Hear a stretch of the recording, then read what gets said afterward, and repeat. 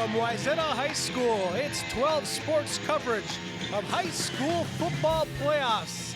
And tonight it's 6A playoff action with the hometown team, Wayzata Trojans, the number 2 seed, taking on the Farmington Tigers. Hi, welcome everybody.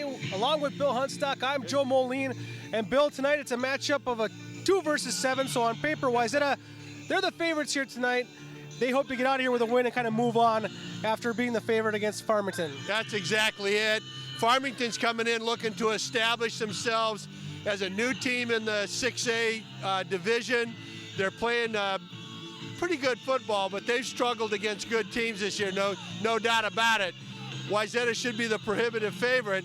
However, as both coaches said, this is playoff football. It's win or go home, and there's no tomorrow. So they've got to really be ready to play both teams. And psychologically, Farmington might have a little bit of an edge. You never know.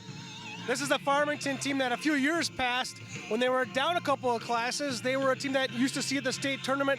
Last year, that first step up, they go winless throughout the year. They go 0-9. This year, one step forward, a couple of wins over Apple Valley and Eastview.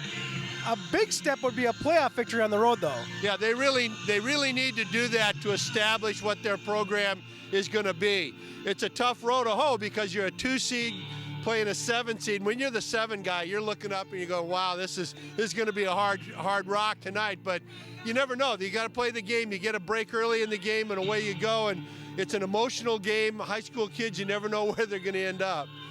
A Farmington team that has really had a hard time keeping their opponents out of the end zone the last 5 weeks, especially giving up over 42 points in each of the last 5 games against good competition, but still a defense struggling a little bit here tonight. And then on top of that, they're a team that likes to spread the ball and pass the ball. It makes it hard for a defense that's having a hard time getting off the field to see some incomplete passes. So we're going to have to see an efficient passing game tonight and maybe a defense that maybe can create some turnovers. Right, and they talked to me during the pregame here about their pace. If they can maintain the pace that they're looking for, moving the ball, keeping the rhythm going, they'll be a little bit tougher. And if they can make 2-3 first downs with every possession, they can manage the field position a little bit. It might make it a little bit easier for their defense, but that's going to be the challenge, is keeping their offense on the field and the defense off. For Wayzata, this is a step forward for the program that took an unusual step backwards last year. They had a losing season last year, but this year, to get that number 2 seed, they come in here, a winning record, a number 2 seed, and a chance to maybe get back to the state tournament. They've been away from the state tournament for the last 4 years. Again, that's not a long for a lot of teams, but for Wayzata, it happens to be. But the Trojans have to be comfortable where they're sitting here tonight and happy with their season so far. Yeah, Coach Anderson and his staff are pleased with where they've come from, particularly at the end of last season, and they're very comfortable with where they are right now. They feel like they've come back a little bit to where they should be, not to where they want to be, and that's what they're looking for. And they're really concerned, I think, about the Farmington offense, how well they can move the ball, how they spread it around, and they know their defense is their strength, so they're really going to try to put the pressure on the Farmington defense tonight, and with the run game, and mix things up a little bit and make Farmington play hard and see where things go. But I think Brad and his staff are very good at preparing their kids for playoff football. Nobody's won or lost a game yet, so it's a whole different season. It's an unusual season, too, and one that's been really beaten into the ground about how we started the season early. We're going to end the season early because of the various stadium reasons. But another new thing this year, well, it's playoff week. It's MEA week. There's not a big crowd here tonight because it's MEA week, Friday of MEA week. But also, it's a 32-team class now of Class 6A, and they all were ranked in kind of a March Madness format, and it's got players and coaches excited. Yeah, every coach that we've talked to the last 2 weeks is really interested in how they've set it up, and the fact that it seems like everybody's got a chance to play and play well, and the best teams are in the best slots, and that's the way it should be. And the 32-team format, I think, is a real strength of the 6A, and they're playing a little bit different series than they are in the other classes. All right, so it's high school playoff football. It's March Madness in October. Get out your bracket, and we'll kick it off next here on 12 Sports.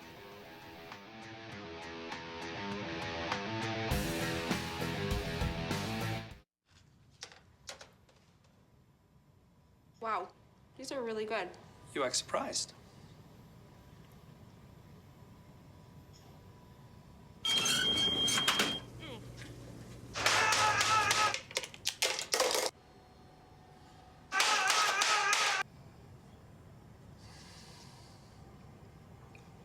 practice makes perfect. You don't have to be perfect to be a perfect parent. There are thousands of teens in foster care who don't need perfection. They need you.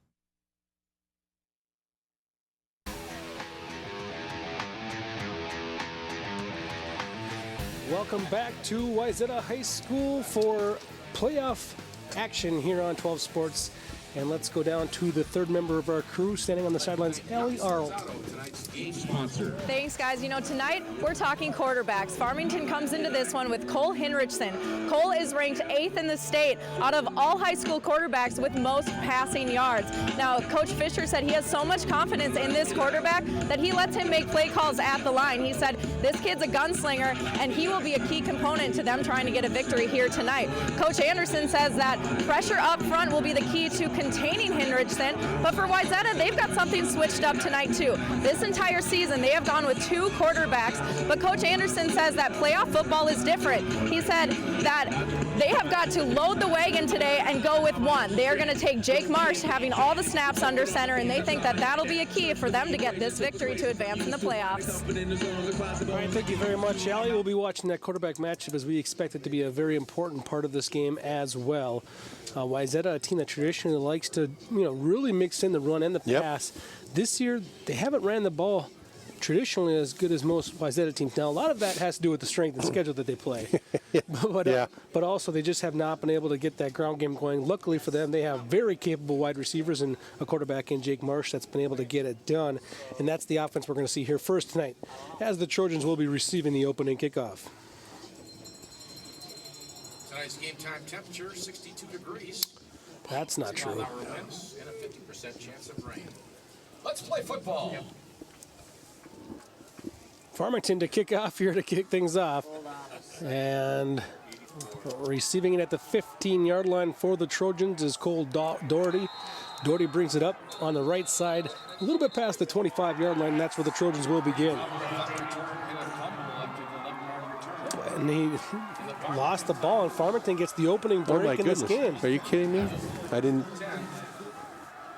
Not to my naked eye did I see this, but let's see. Doherty gets into that group. Yep, popped right out. Popped right out. Great hit there by Darby Grengs from the Farmington Tigers. And the Tigers are able to get on that football as well. On the recovery was Tyler Schaefer. A good start for the Farmington offense, not only getting the turnover, but they got, the short field, 25 yards into the end zone. So there we see our quarterback first is Cole Hinrichsen. Hinrichsen out of the shotgun to begin things with 2 receivers to his right, 1 to his left, and 1 running back in the backfield. Hinrichsen taking his time now and asking for the ball, and they'll hand it off right up the middle on the opening play. That's Brian Aguilar, a 5'10", 205-pound junior running back who picks up a couple yards on first down. Yeah, not a bad first down play. Gain of about 3, 2nd and 7. And the Tigers will go no huddle. 3 receivers right, 1 to the left. Henderson fakes the handoff. No, does give it off. Again, it's Aguilar on the carry. And again, he stumbles forward for a couple of yards. Give him 3 yards on that carry. It'll be 3rd down and 5 upcoming. One of the things we want to watch with Farmington tonight is the pace that they maintain. And there's the pace right there. A screen play to the left side on 3rd down and 5. But the speedy Trojan defense read it perfectly. Making the stop there for the Trojans was Jake Kroll, who read it out perfectly.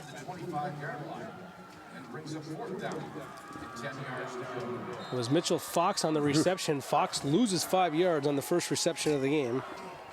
Nice tackle by Corey King, coming back from rushing the passer to help him make that tackle. 4th down and 10, and the Farmington Tigers with this field position will go for it. Out of the shotgun, 2 backs in the backfield, 2 receivers left. Henderson drops back to pass, looking left, downfield, slings it. Ooh. It's picked off. Wayzata gets its 12th interception of the season. It's been a ball-hawking defense, and it comes at a good time, although they're going to get better field position than if they would have knocked it down. So a great play right there on the interception and return by Parker Havlicek. You usually say don't intercept a pass on 4th down, knock it down. But in this case, the run back was advantageous for the Trojans. So 2 turnovers to open the game with, Joe, on kind of an unusual thing there. A little bit of quick change here twice already in the first quarter. And Wayzata will start from its own 31-yard line after that defensive stand. On first down, Marsh back to pass, and he underthrows his target as he looked for Alex Jensen rather. The double numbers already giving me trouble. 2 number 6s on the Trojans. Cranny starts on the defensive side. Jensen is the wide receiver. 6'6" junior wideout for the Trojans.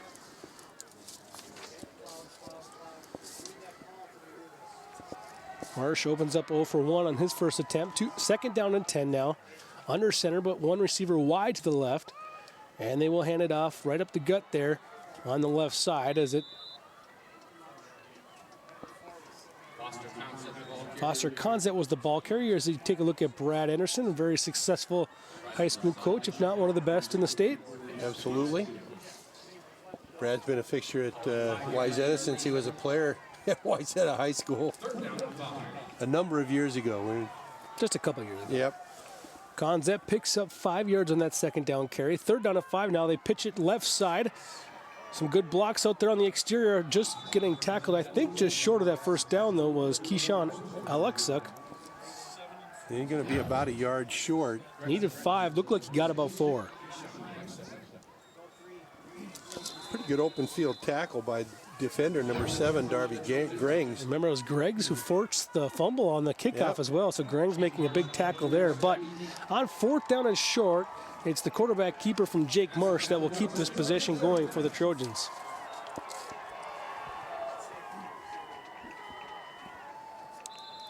Four plays and a first down for the Trojans as Marsh keeps that one on the quarterback keeper.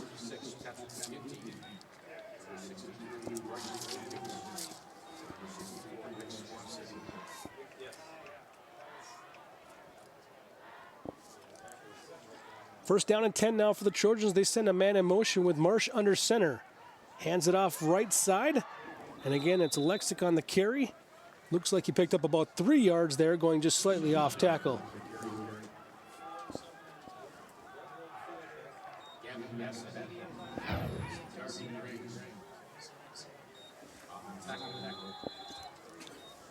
Second down and 7 now for the Trojans offense.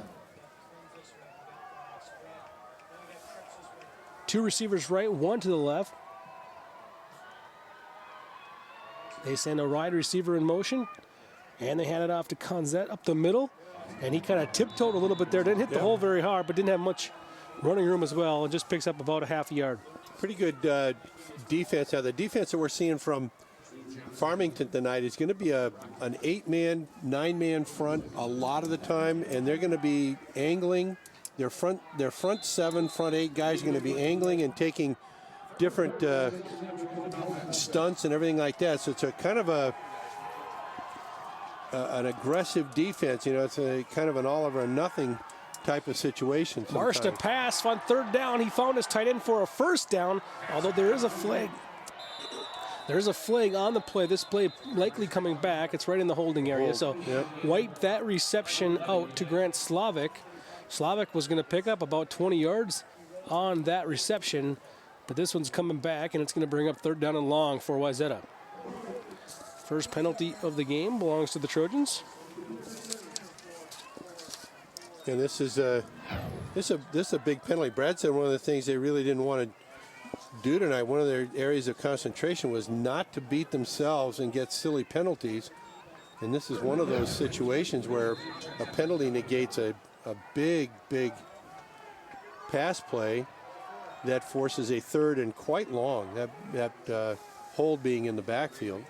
Slavic under center now. Third down and 17. And they hand it off on a draw play. Conzett had good running room there on the left side. Got about 8 or 9 yards, but it'll still be third down or fourth down and long, though, and they'll have to punt the football. Yeah, it's going to be fourth and about 13 or 14 yards. So even though you got a nice gain out of that, when you're third and 27, it's a little bit hard to bounce back from. So Farmington has held a little bit here and forced the punt from the Trojans. Scarrow gets good foot on that one as he punts it all the way down inside the Farmington 30-yard line down to the 25 where they call for the fair catch, and the Tigers will take over second possession of the game and not quite as in good field position as they were earlier. Well, they're on the 25-yard line, just a different one. Different one, yeah, right on. So Wayzata able to get one first down in that opening possession, but a holding penalty really hurt them. Yeah, really took the field position away from them. They've got a little bit of a field position advantage now, but running the option on first down and 10 is the Tigers as they pitch it out to the pitch man there, and Aguilar takes that one across the line of scrimmage for a short gain. Nice read by the quarterback Henriksen, and pitches it at the right time to Aguilar, allowing him to get a few yards. You know, Aguilar picks up about 3 on the zone option. Now a quarterback keeper on the fake handoff, and Henriksen gets upfield for a good pickup. A late flag comes in. We'll have to see what the call is, but this one was well after the play was over. Face mask, yep. So in addition to the first down on the ground, they'll get an extra 15 yards. We see here that Henriksen does a nice job of reading the seam, getting upfield, and then you can see the slight tug on the face mask, picking up an extra 15 yards. Mr. Thoreau, the referee, picking that one up and throwing the flag in. So now Farmington got a little bit of motion on their offense. They picked up 2 consecutive first downs. Henriksen out of the shotgun, hands it off. Aguilar dragged one defender, picking up a very difficult 2 yards, but only 2. And again, they're up and ready to go. They're running that high-paced offense that we've seen from the University of California and University of Oregon. Henderson throws that to the right side, complete to Hunter Siegler, who is short of the first down on the reception. 7-yard pickup. You see, pretty nice throw and catch right there.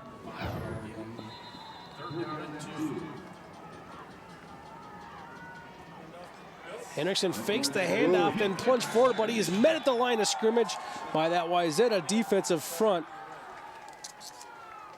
led by Taylor McDonald making the stop for the Trojans. And we see pretty nicely designed play, but McDonald really steps in to fill that hole, and Henriksen has no place to go. 4th and about 3. Alex Griffith also on the tackle. Farmington already 0 for 1 on 4th down this evening. Going to have to go for it again. They're going to take a timeout and discuss things, though. Get the right play called. 4th down and a 2 for the Tigers.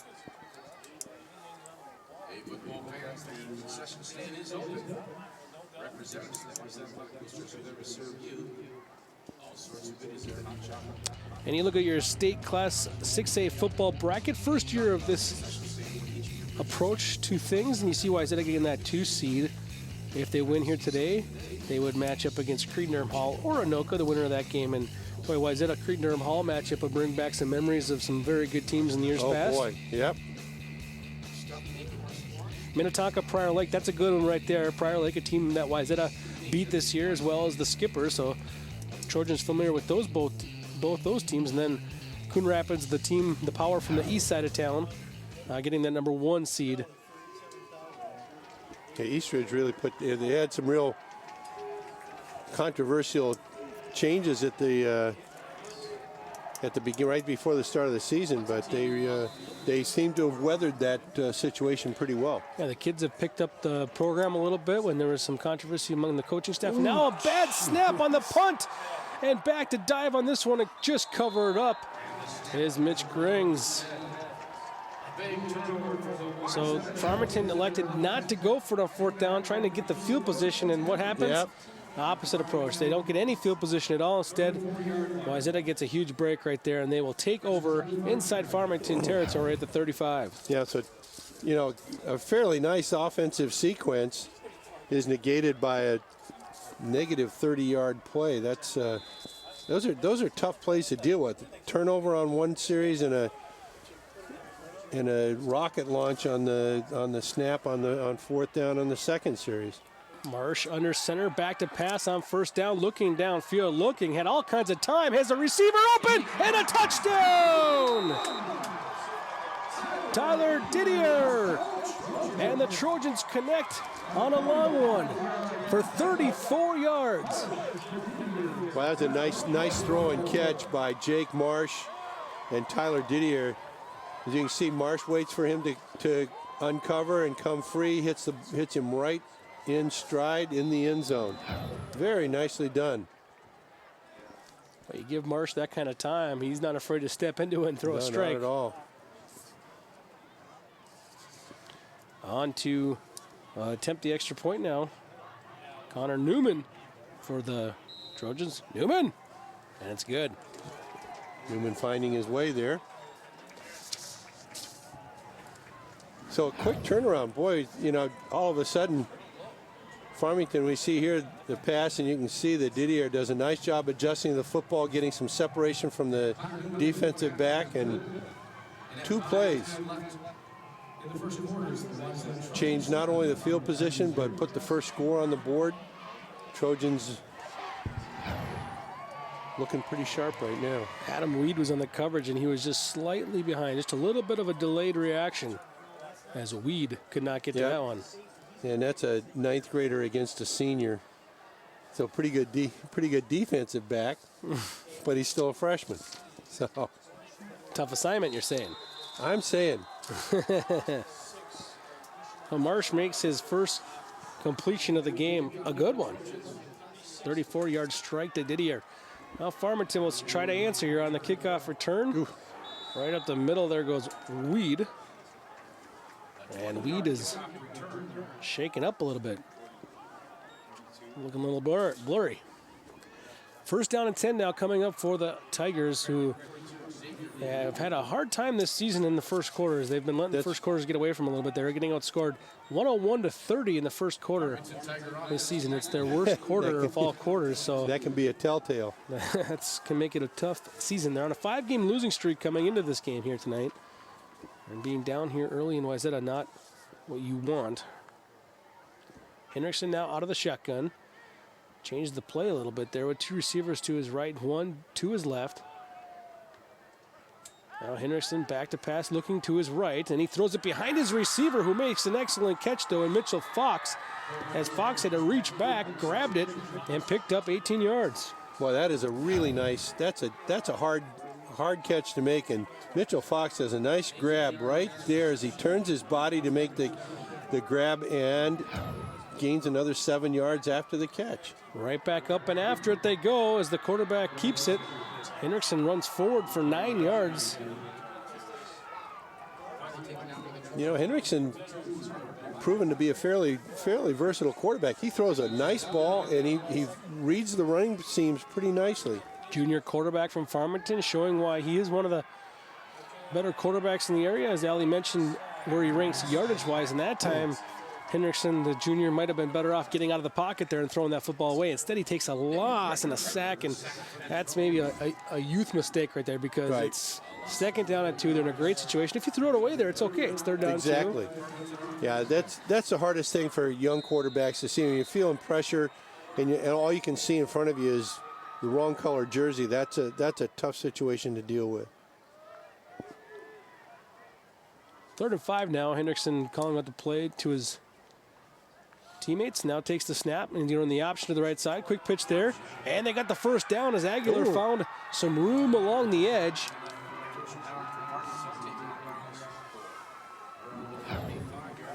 Aguilar will pick up 11 yards on that carry.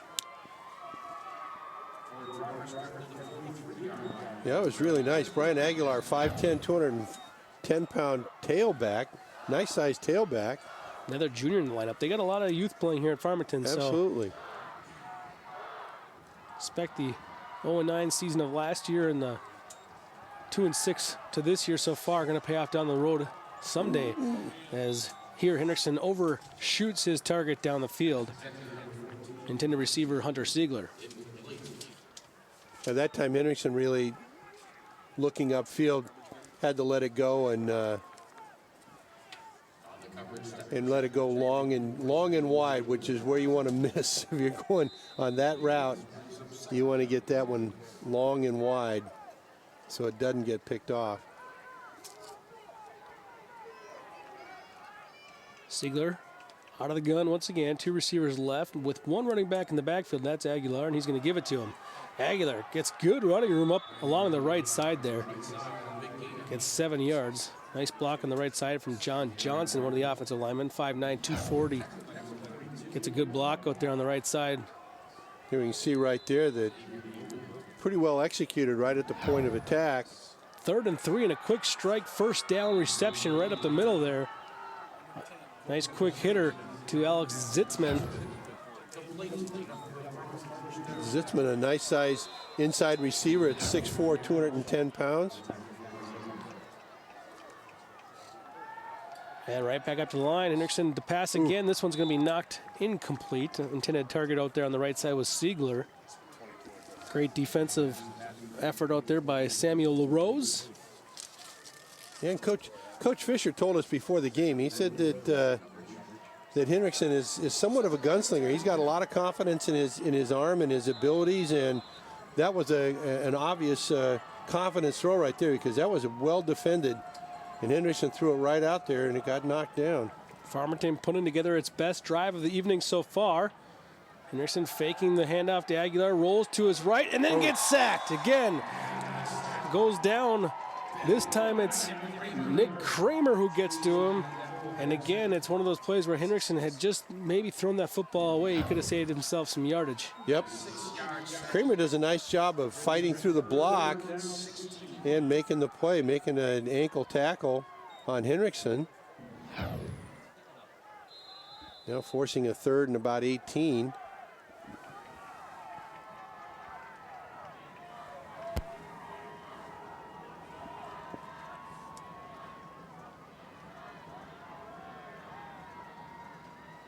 Hendrickson out of the shotgun now. Sends 1 running back in motion. That's Aguilar to his left side. And they set up the screen on the right side, but it was well read. Oh. He snuffed that one out. Great play by Corey King, one of the captains of the Wayzata Trojans. Saw that one coming a mile away. Yeah, Corey King did a good job of staying at home and reading what was happening in front of him and not getting carried away with other things that were going on away from him. And that was well played.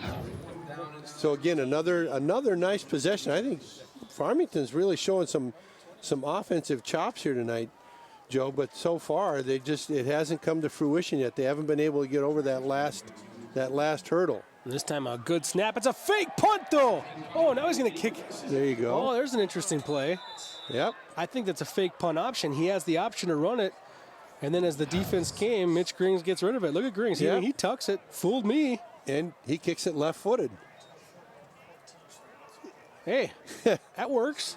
I love it. I love it. I love that kind of stuff. That's one of the things that makes football so much fun, is that a guy like that, a team that's not afraid to do unusual things, can make it exciting. And I think that rugby style, Australian football style of punting the football really adds a dimension to the game. Well, put him inside the 15-yard line, so Wayzata will start it at its 14. First down and 10. Handoff goes to the right side. Then it kind of edges toward the middle there as Foster Conzette gets that carry. Conzette now 4th carry of the game. Picks up 3 yards in that one. In watching the Farmington defense a little bit, the challenge that they're going to bring to the offensive line of Wayzata is that they're going different angles almost every time, and they're trying to choke off the inside gaps and force the running backs to bounce to the outside. Fake handoff. Back to pass now. Stepping into one is Marsh. He's got a wide open wide receiver down the right side, Brady Galbraith. And Galbraith gets roped down and tackled at the 35 of Farmington. Another well-executed play, and some pressure on Marsh, and he reads it and gets the ball off, and obviously a blown coverage because you're not going to let a receiver be that wide open. But that was a very well-executed play. 67 yards on that pickup. Marsh hands it off. to Conzette on the right side. Good running room there. Shook off one tackle and kept north and south. Picked up his biggest run of the game. That's a first down, 11-yard carry for Conzette. Back-to-back big plays for the Trojans. Boy, there's no shortage of offensive fireworks tonight, Joe. Well, Marsh is 2 for 3 with 101 yards. And a touchdown. And a touchdown. An offense that only runs the ball over about a little over 100 yards per game, has relied on Marsh in the passing game this year and stepped up to the plate a couple of times with some nice throws. Now counterplay to the right side. Conzette with a beautiful spin move in the Farmington secondary that springs them loose for another first down. Conzette does a nice job of making a move in the hole in the line of scrimmage.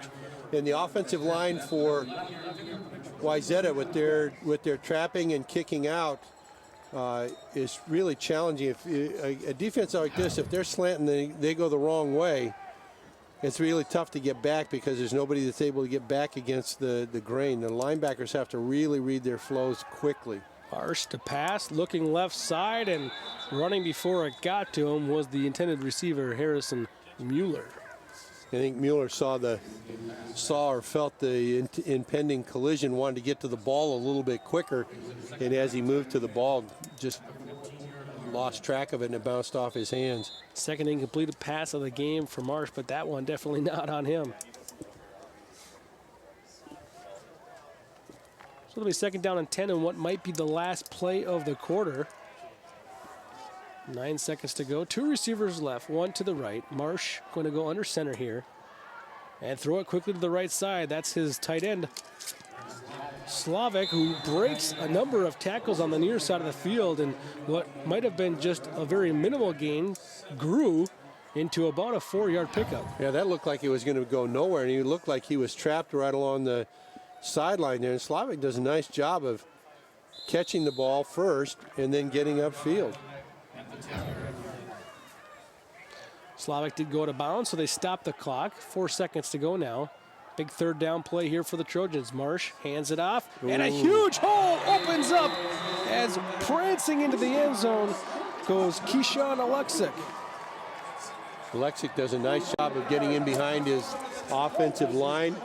The right side does a nice job of getting a couple of good down blocks, and there's a nice size hole there for Alexic to get through. Back-to-back touchdowns in back-to-back possessions for the Trojans. This one a 10-yard run by Alexic, who came in there after Conzette had a nice start to that drive. He kind of came in and finished it off.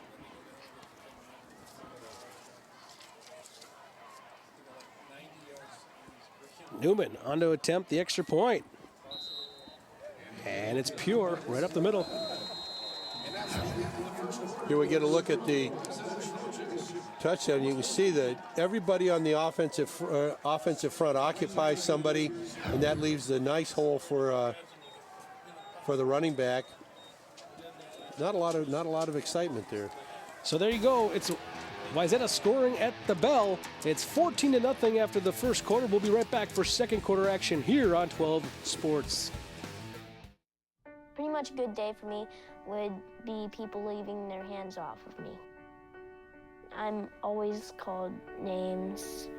Everywhere that I go, there's always someone calling me names, calling me gay. I've been choked, thrown up against a wall, punched. Nobody's ever tried to help me.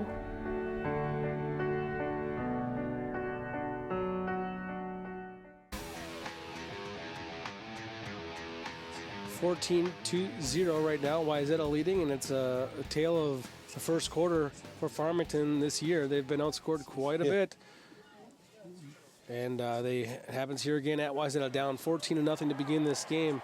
As the kick kind of bounces around inside the 20-yard line, now it's finally scooped up there and running toward the left side, looking for some running room.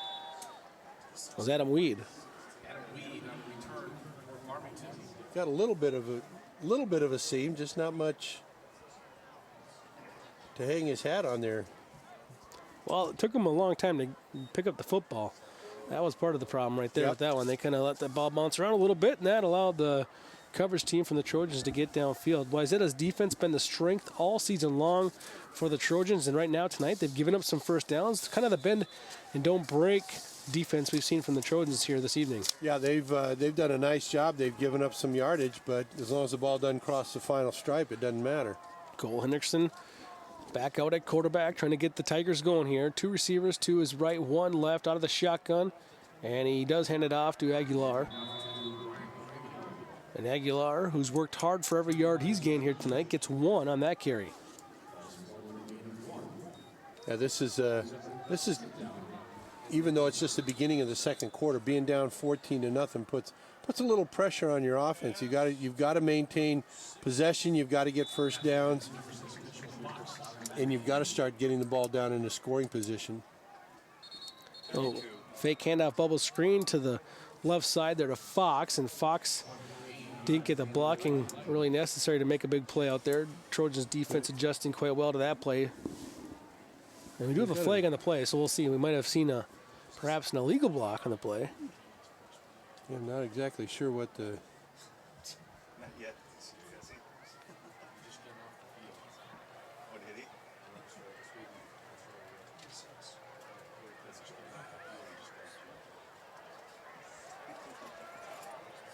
An unsportsmanlike call then. So I came in late in the play.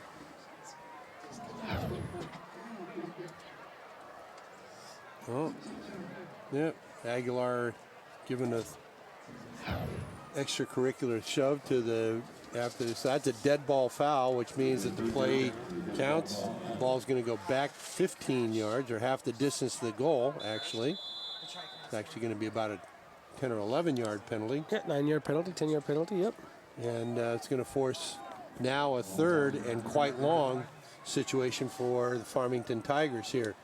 They have not helped themselves a lot tonight. No, that would go in the category of not helping yourself.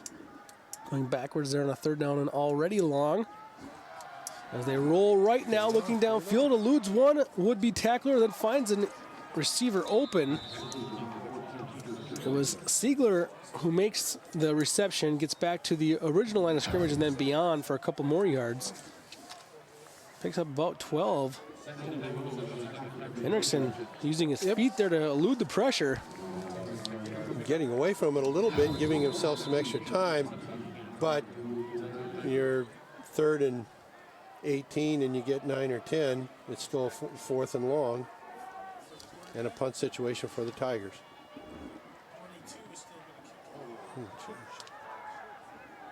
End over end punt, and while that one was not rugby style per se, it had all the looks of a rugby style. So Yeah, Wayzata's going to get excellent field position here, Bill. Absolutely. Yeah, low bouncing kick. It actually rolls 15, 20 yards, but not much on it.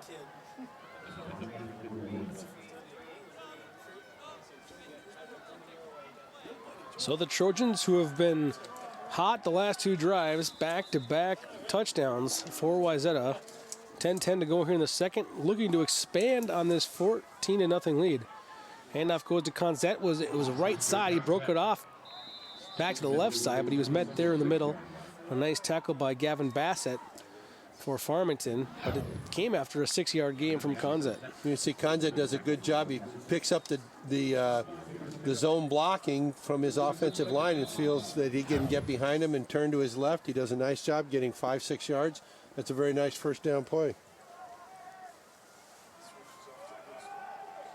And for the Trojans, this is the kind of pace they want to play at now with this 14-0 lead. Kind of come out of the huddle, get under center, fake the handoff. Marsh rolls to his left, looks downfield, has an open receiver, and makes a nice clean throw there. Threw it to only where his receiver could get it, nice and low. So Mitchell Faust had to reach down and grab it, and Faust, the 6'4" junior tight end, makes a great catch and hangs on. Yeah, that's really a well-executed play. If you watch that a little bit on the replay, you can see that Marsh, after he faked the ball before he came out and rolled out to his left, he glanced back to the running back. Boy, that look back is always a good thing for the quarterback to do. Conzette hits the whole hard left side and gets forward for 7 yards on the first down carry. We do have a injured offensive lineman down for the Trojans. It's Noah Newman-Walker, a junior lineman for Wayzata.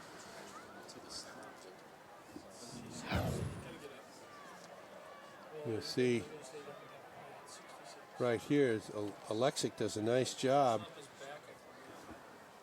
and can't tell who the lineman is. I might be 66. Yep, I mentioned Patrick McGinty. Yep, McGinty. Patrick McGinty, 6 foot, 250-pound senior. Oh, that's why he's on the ground. Yeah, he got his left ankle pretty well rolled up on by two guys.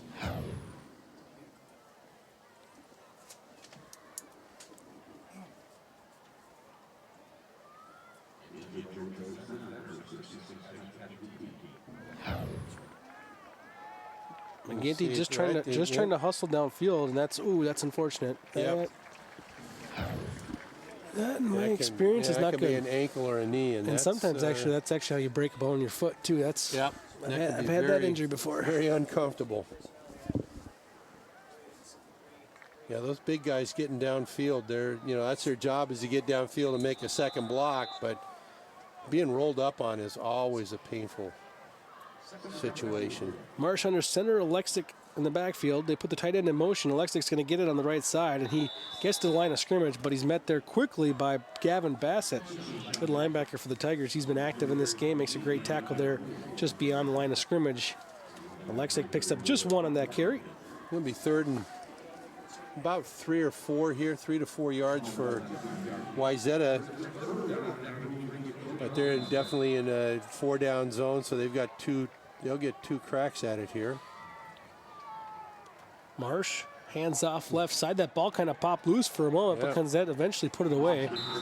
Lucky for him, the blocking was so good there on the left side that there was nobody in the area when that ball was loose. We do have a flag on the play, though, and it's a holding on the Trojans. This one will come back. It'll come back, and holding has been the ultimate drive killer for both teams here tonight. Absolutely, and watching that ball get bobbled a little bit, talking to Coach Anderson before the game, he was saying one of the things they really have been focusing on to try to control is they've had a couple of bobbled snaps, the ball bouncing around on the floor a lot more than they're used to, and they've really concentrated. And I know seeing a running back and a quarterback make an exchange and that ball pop free, that'll get under his skin pretty quickly.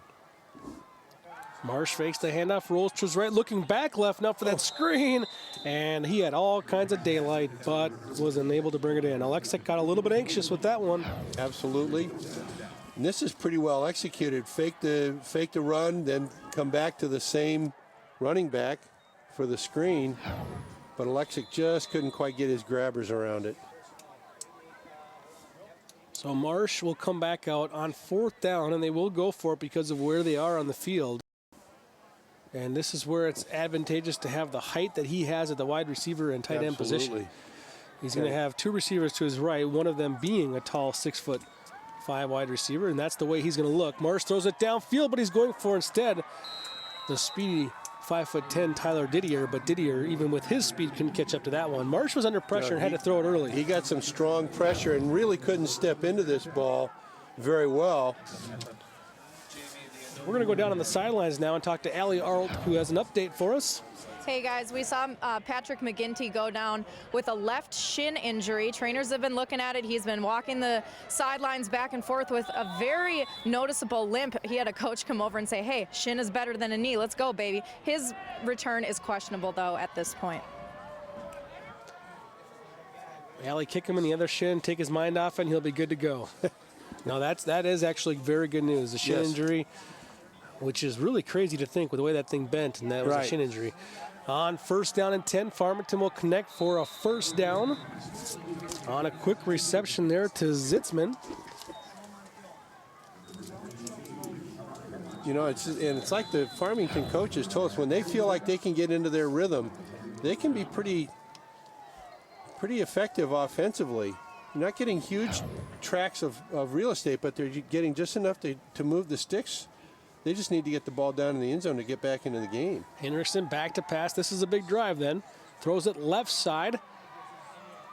to one of his running backs out of the backfield, and that was Christian Groves. Groves gets forward for about a yard or two. 55. 56.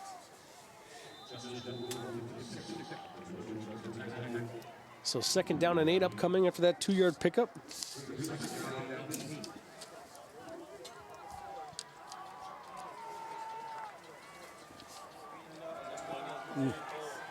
Handoff goes up the middle to Aguilar, who looks like he has enough for that 1st down. A 9-yard pickup for the running back, who's really carrying the load here tonight.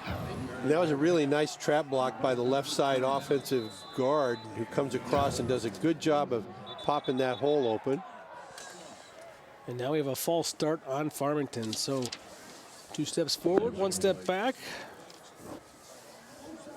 2nd penalty of the night for the Tigers. And those are the most frustrating penalties, when somebody's moving around on the line of scrimmage and it costs you 5 yards right after you've had 2 really nice plays in a row, and now you, like you said, you 2 steps forward and 1 back. So 1st down at 15 now for the Tigers. Henriksen out of the gun, 2 backs in his backfield, 1 receiver to each side. And here we go. Henriksen gives it to Aguilar, running left side. Good pursuit from the defense, but it doesn't matter. He breaks a tackle and gets forward for about a gain of 6. Nice run there by Aguilar, who ran parallel to the line of scrimmage and then got upfield, broke a tackle as he did so. Yeah, he got upfield in very good order and got the penalty back plus a yard or 2.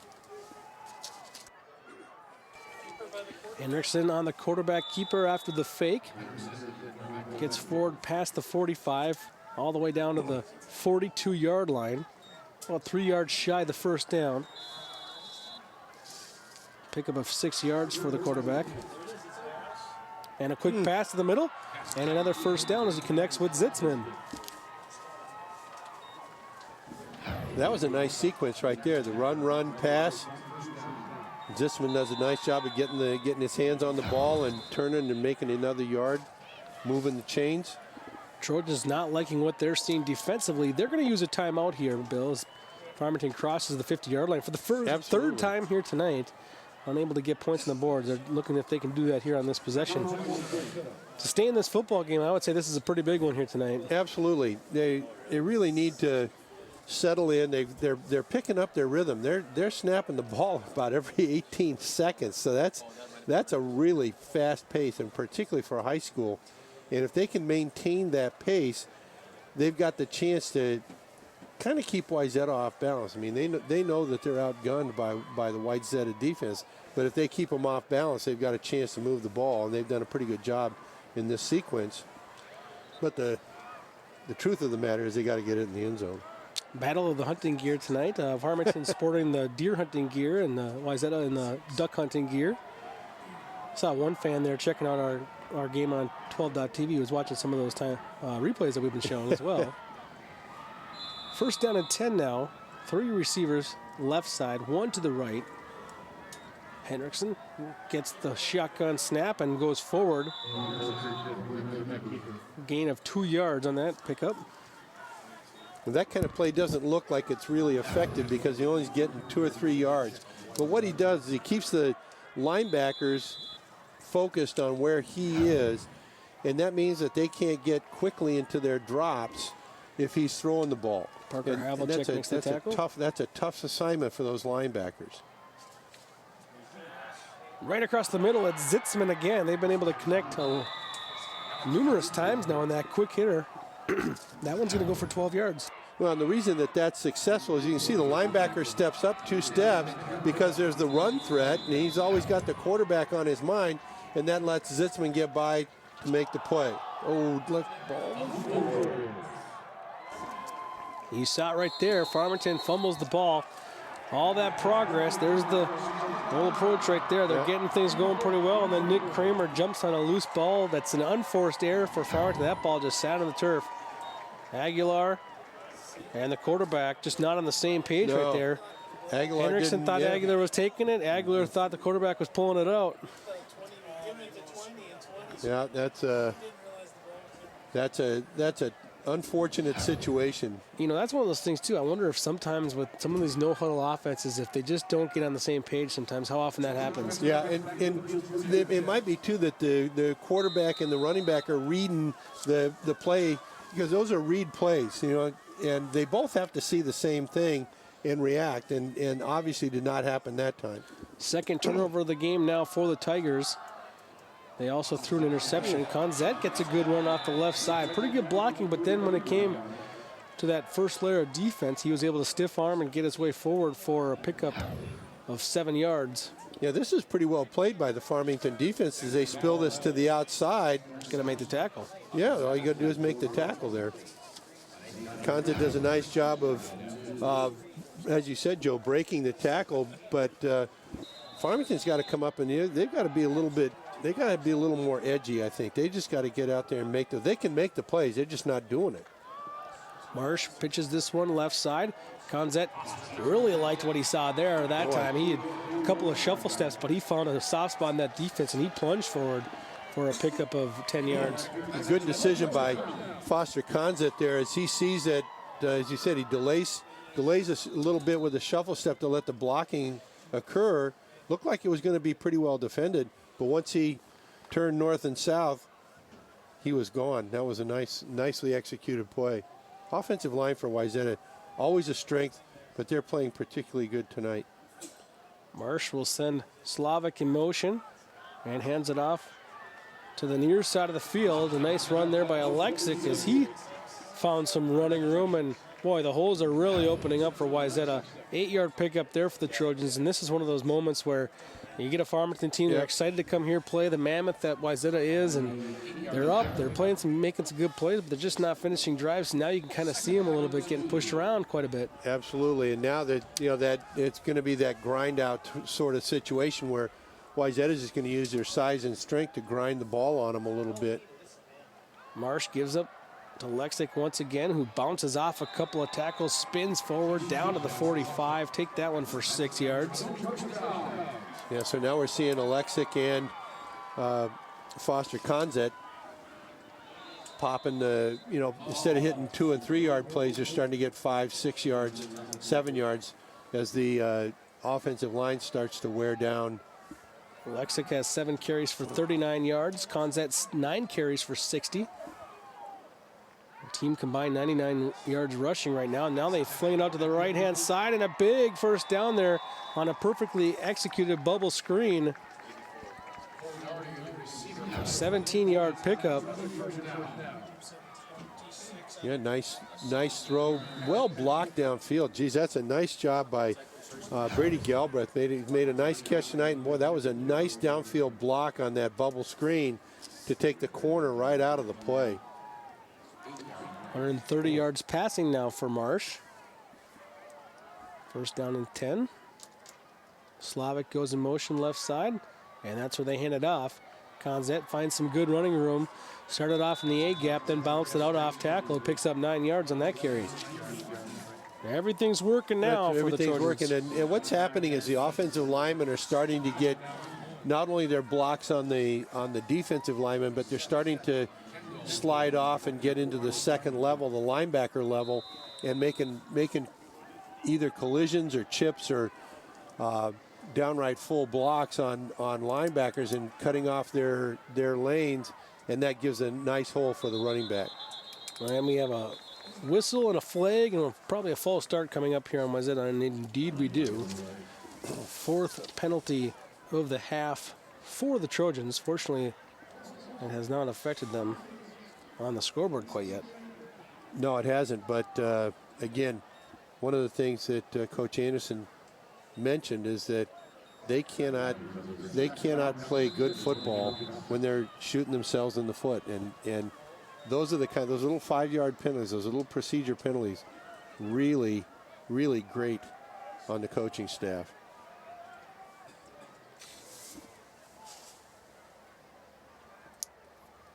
Second down now as Marsh hands it off right side to Conzette. And he did a good job there. When he was met by the tacklers, he got an extra yard there with just some extra effort. He he does a good job of keeping his legs driving and stretching as he gets down and putting his shoulders out ahead of his knees to make a hard surface for the defenders to tackle. Big third down play now for the Trojans. Marsh pitches it left side. It's content, and he's met there at the line of scrimmage by a host of Tigers, including one Tiger in particularly, Darby Grengs, who makes that stop. Grengs has had a nice game. He forced a fumble on the opening kickoff and makes a nice tackle right there.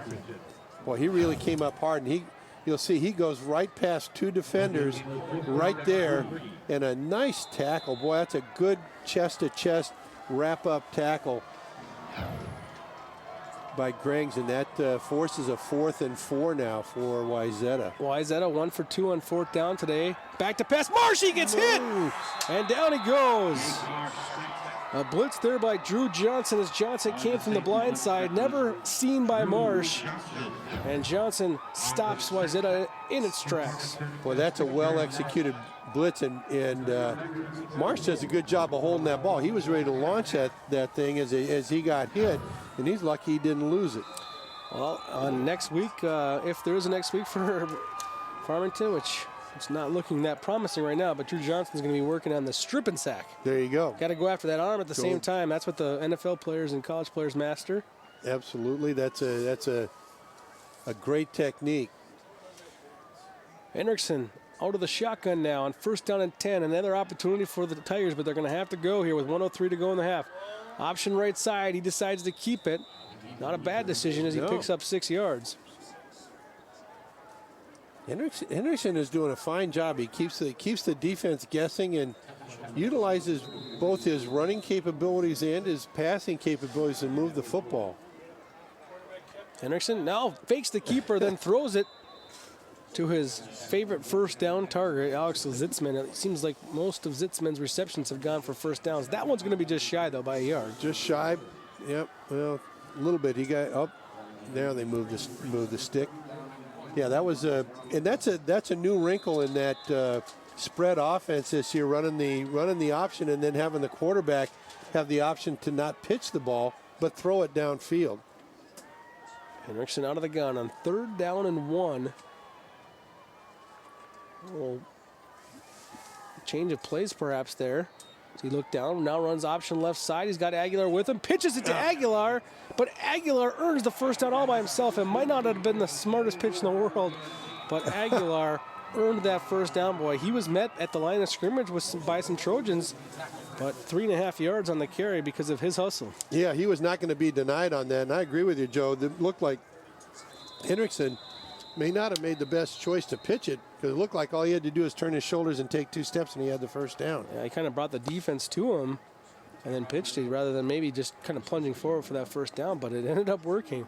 Whatever works. You can see why Aguilar has gained the starting running back position. You know, he was not the leading ball carrier throughout the season. It just, as of lately, has come on now, and he's getting the bulk of the carries here tonight. In fact, he's getting all the carries tonight at the running back position. Yep. But if you look across the board this year, he had 45 carries. That's the 3rd most of all players. And only had 249 yards and 2 touchdowns on the year. So he's only averaging 62 yards per game. So he was not seeing as much action throughout the season as he is tonight. But he's proven to be a durable and very, very capable running back. I like his style. He's a pretty well-built kid at 210, 5'9", 205, 210 pounds. So he's got some strength. Absolutely. and runs hard. Sometimes it's BYOB. You got to be your own blocker and make it work. That's the high school version of BYOB. There you go. How much time? Clock to 32. 32? Yep. They're going to add 3 more seconds to the clock now. We're going to go to 32 seconds. So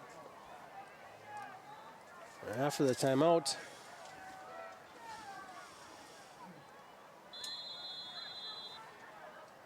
first down and 10. Hendrickson back to pass, faking the pass, gets away from one Trojan, gets away from 2 Trojans, but the 3rd takes him down for a loss of a couple of yards, and they will call a timeout. Stop the clock here with 19 seconds to go. Well, that's a tough scramble to make to lose 2 yards or a yard or so, but Henderson's a tough guy. They list him at 6 foot and 170 pounds, 6'1", 170 pounds. And I was standing next to him during a warm-up this evening. If he's 6'1", I'm 6'7". He's they're giving him a generous height there. With that timeout, Farmington has 1 remaining in the half.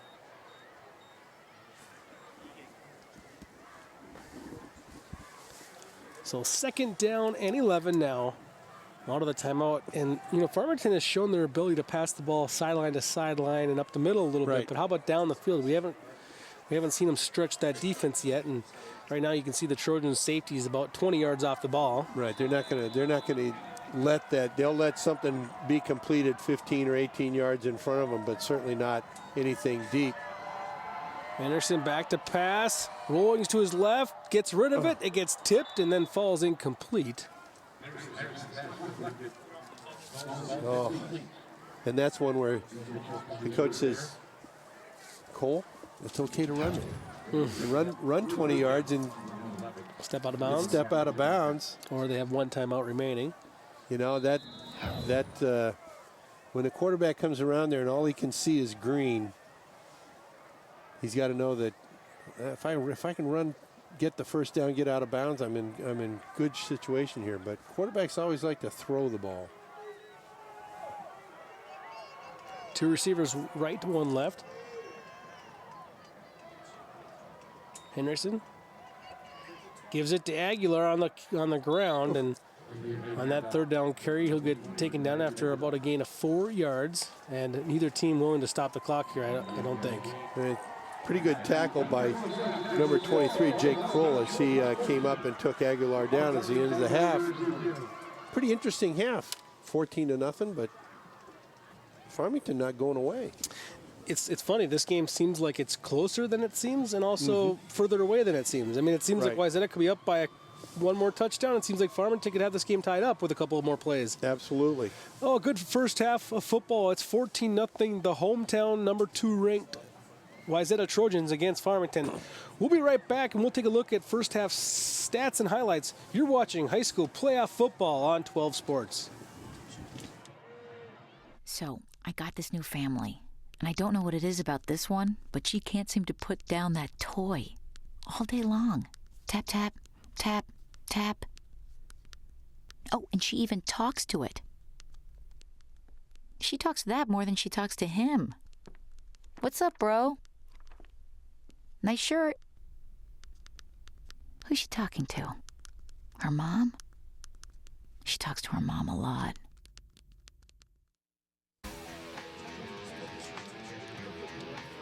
Back here at Wayzata High School, first half of football, the Trojans leading the Farmington Tigers 14-0. We'll go down to Allie Arlt. Coach, a quiet first half for your offense. What wasn't working for you guys? Well, we were actually moving the ball. We just keep making little mistakes. We dropped it once and had a play where protection broke down and we lost some yards on a sack. So it's really eliminate some of those little mistakes and we're moving the ball like we want to. Before the game, you told me you guys have to win on 3rd down. How do you do that in the second half? Defensively, we're doing pretty good. Hopefully offensively we can quit putting them in bad positions. And defensively, we got to keep getting after the quarterback, keep bringing pressure. All right, good luck in the second, Coach. Okay, thank you. All right, back to you, Joe.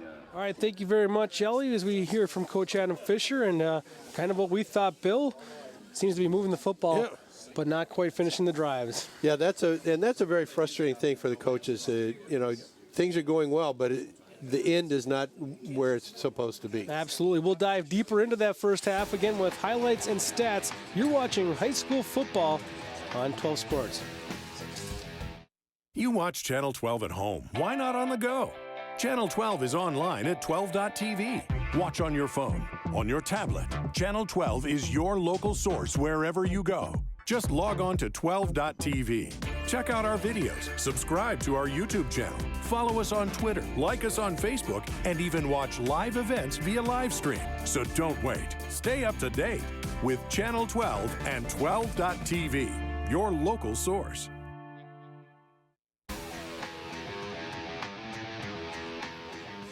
And welcome back to Wayzata High School. It's the Trojans up 14-0, along with Bill Hunstock. I'm Joe Moline, and Allie Arlt down on the sidelines, bringing you the action here tonight with the Trojans, the home team and the number 2 seed in this side of the bracket. They get a nice interception here, and that was on a 4th down play, so knocking it down would have been just fine, but you got to give him credit for grabbing that pick. Parker Havlicek and brought it back past the line of scrimmage, so it was indeed a good return. That's Foster Conzette rather.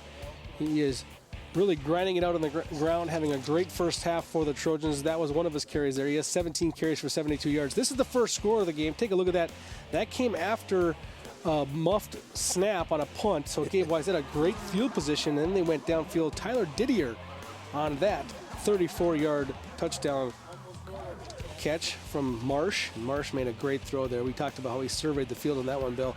And then you see Farmington downfield getting a first down, and that's kind of a story of the Farmington first half. They moved the chains, they moved the sticks, and they were able to pick up some positive yards, but unable to finish off drives. And then Marsh stepping away from almost a sack there and makes a beautiful throw down the field. Big completion there to Brady Galbraith, and that will set up another first down, and then Alexic eventually puts this one into the end zone. That's Conzette right there. He gets a first down on that carry. Beautiful spin move in the hole. And then it's first down and 10. And you'll see just a huge hole open up here along the right side. Alexic kind of just prances into the end zone. One hand touches his shoulder as he enters the end zone. Big hole opened up by the offensive line. Wayzata got up 14-0 at that point. Here's a good screen play that they ran.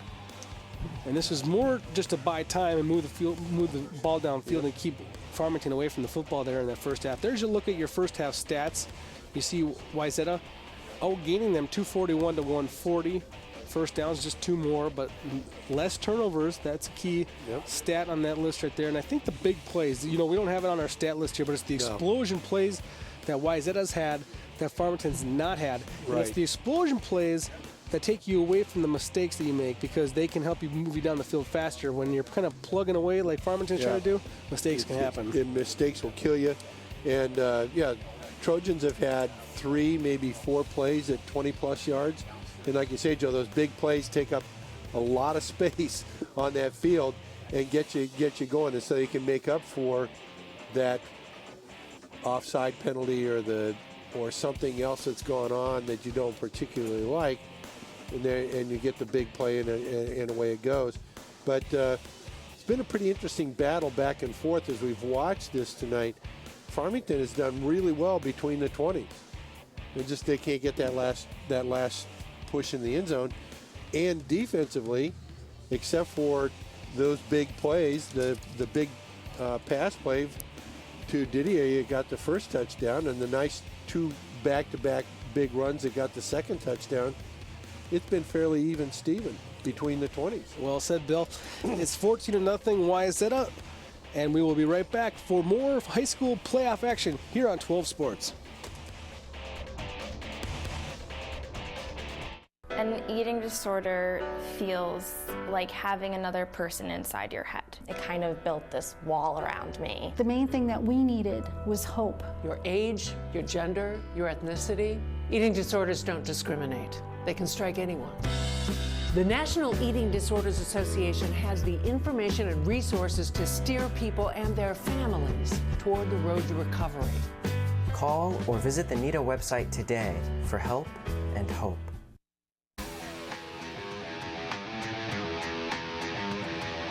Back at Wayzata High School, where the hometown team, the Trojans, lead 14-0.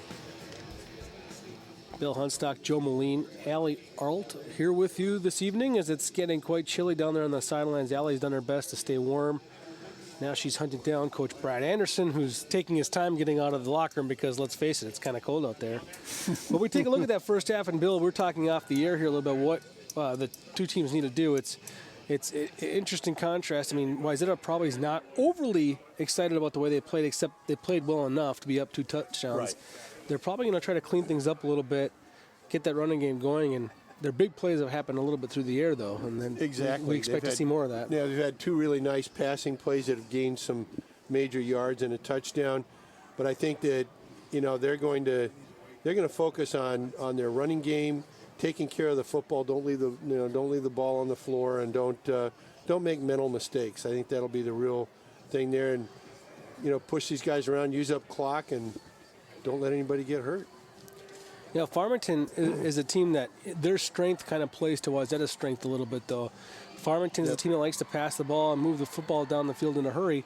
Wayzata's defense is not a big, overly physical defense. It's more of a playmaking, speedy defense, so they're not going to get super tired by the pace, and they're going to make some plays in the secondary. Yeah, and they've proven that tonight as they've made plays when they had to. There have been some nice drives by Farmington, but they just haven't been able to get the big one in. All right, Allie has found Coach Brad Anderson. Allie, take it away. I found him, guys. Coach, a slippery start to the first with that fumbled kickoff, but back-to-back touchdowns give you a 14-point cushion. What worked well for your team? Well, I think we responded when we stubbed our toe a little bit there. You know, everything's not going to go perfect for you. It's how you react when things don't go well, and they're playing well. We knew that it would be a dogfight. It's playoffs, and we just can't have penalties or turn the ball over. What do the Trojans need to do in this second half to advance in the playoffs? Well, I think defensively we have to tighten things up just a little bit, and then offensively we got to find a play or two that we can hang our hat on. So we'll see if we can figure it out. Coach, good luck in the second. Thank you. All right, back to you guys. All right, Coach Anderson, kind of saying kind of what we expect. You know, it's like it's kind of like he's like we played okay.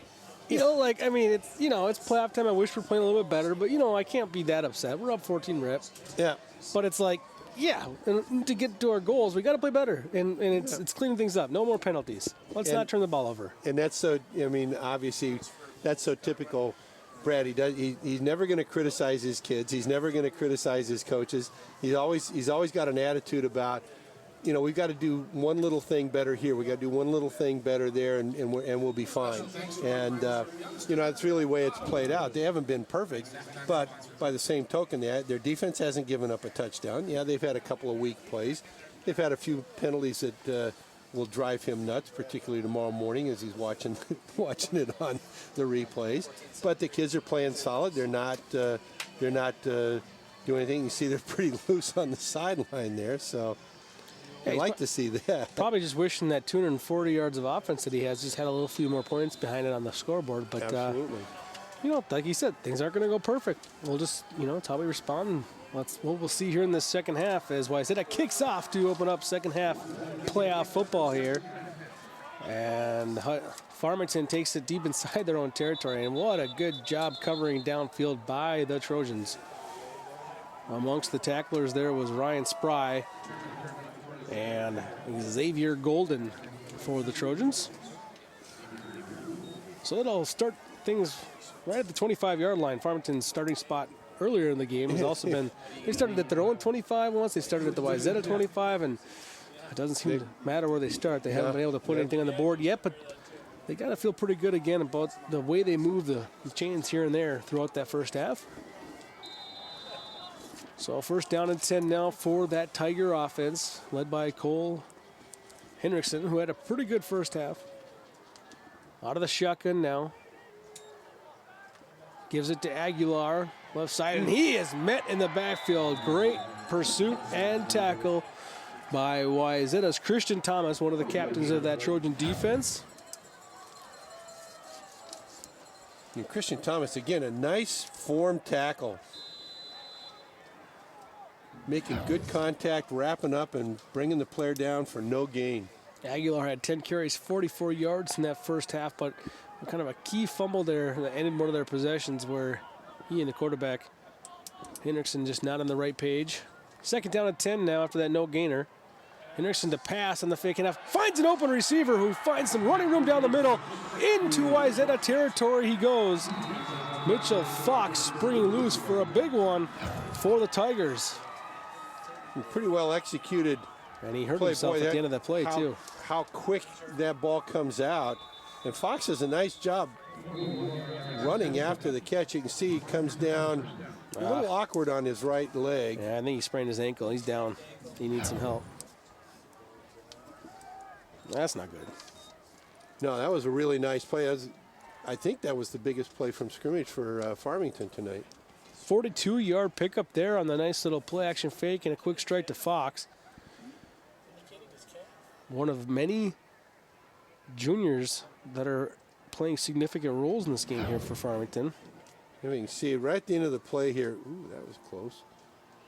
But his leg gets tangled up with the defender, And you can see his left ankle right there. Oop. Oh. It looked like he was maybe stretching out a calf, which that could be a good thing as well. And I think it might be I don't think it's a cramp, though. I think he actually might have pulled or popped something, which is not a good thing for a wide receiver either. No. You got to have your muscles working. But we'll see if we see Fox again here. Keep an eye on him. But that was a big play for the Tigers. Unfortunate ending. But it's first down now. But I like the way Hendrickson gets rid of the ball. Boy, he gets that fake, and that ball's gone right now. And he takes away a lot of the pressure that comes on him with that type of a play. 119 yards passing now for Hendrickson after that completion. Now he fakes one, throws this one a little bit behind his wide receiver there. Hunter Siegler could not help him out and bail him out on that ball that was thrown a little bit behind him. Yeah, just a little bit behind Siegler, and they not quite able to corral it. But that again, that's that quick fake, quick launch, and it really keeps the defense flat-footed. Fake handoff. Now a quick pass out to the flats. Nice pickup of 7 yards on that play as it goes to Christian Groves, who's had a few touches in tonight's game. Yeah, they're certainly not afraid to spread the ball around. It's third time Groves has caught one. Probably about 7 different guys have touched the ball tonight for Farmington.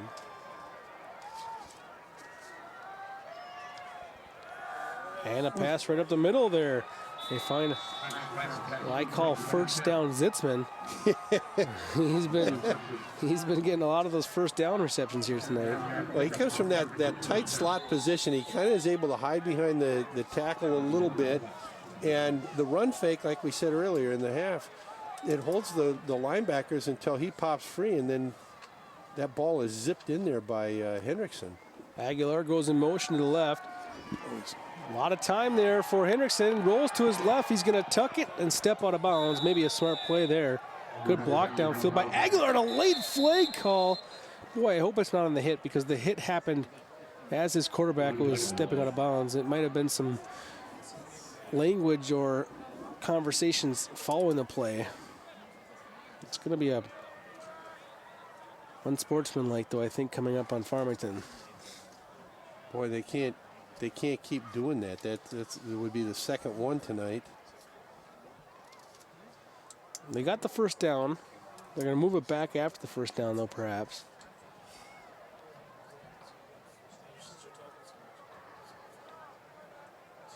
He might, if it was, nope. Personal foul. So that's not the unsportsmanlike. So he actually is being penalized for the hit, which I don't agree with. You'll see the quarterback here, Hendrickson,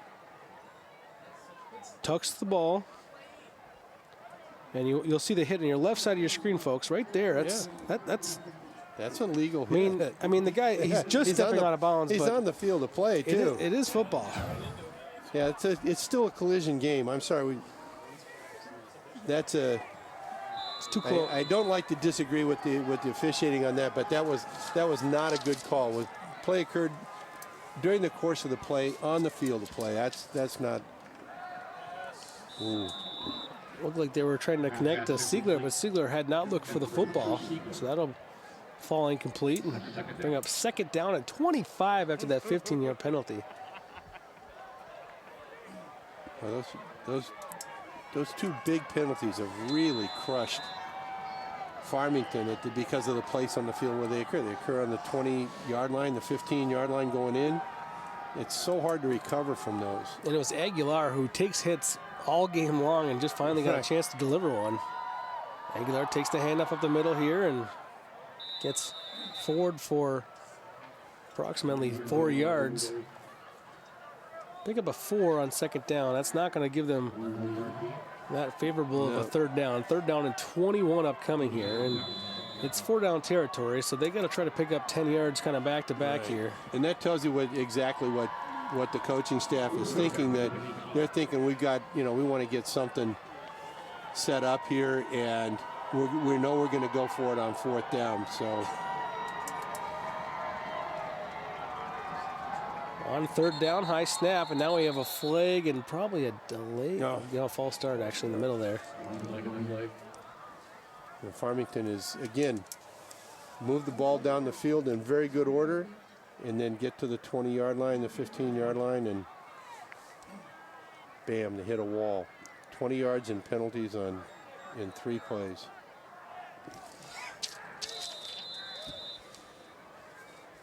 They were actually the less penalized team in the first half. Now they have just as many as Wayzata with 4.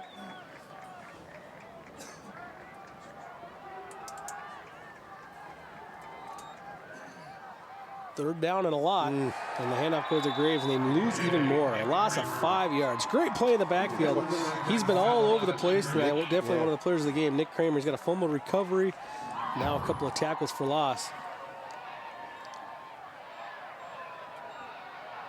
Oh, and that's just great pressure coming from Nick Kramer to make that play. And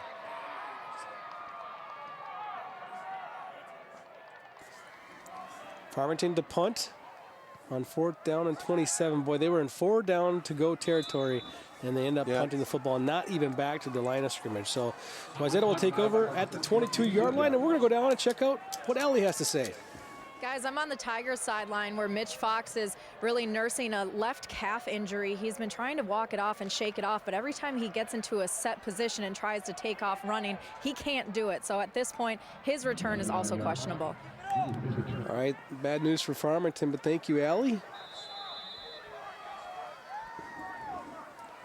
First down and 10 for the opening possession of the half now for the Trojans. Marsh had a very good to almost great first half for the Wayzata Trojans. 130 yards passing on a 5-for-9 performance in that first half, and very steady, made good decisions throughout.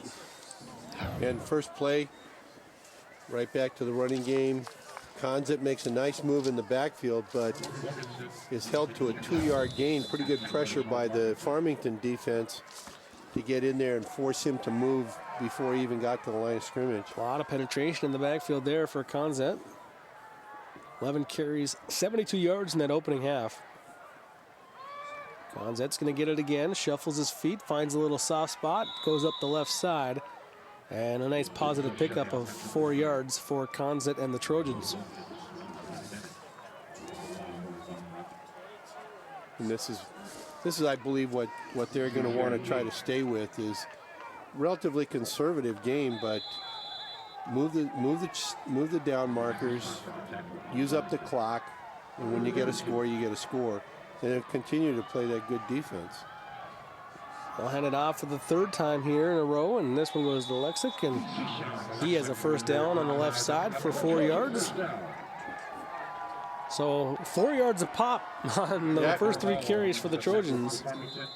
Really, that's all you need to do.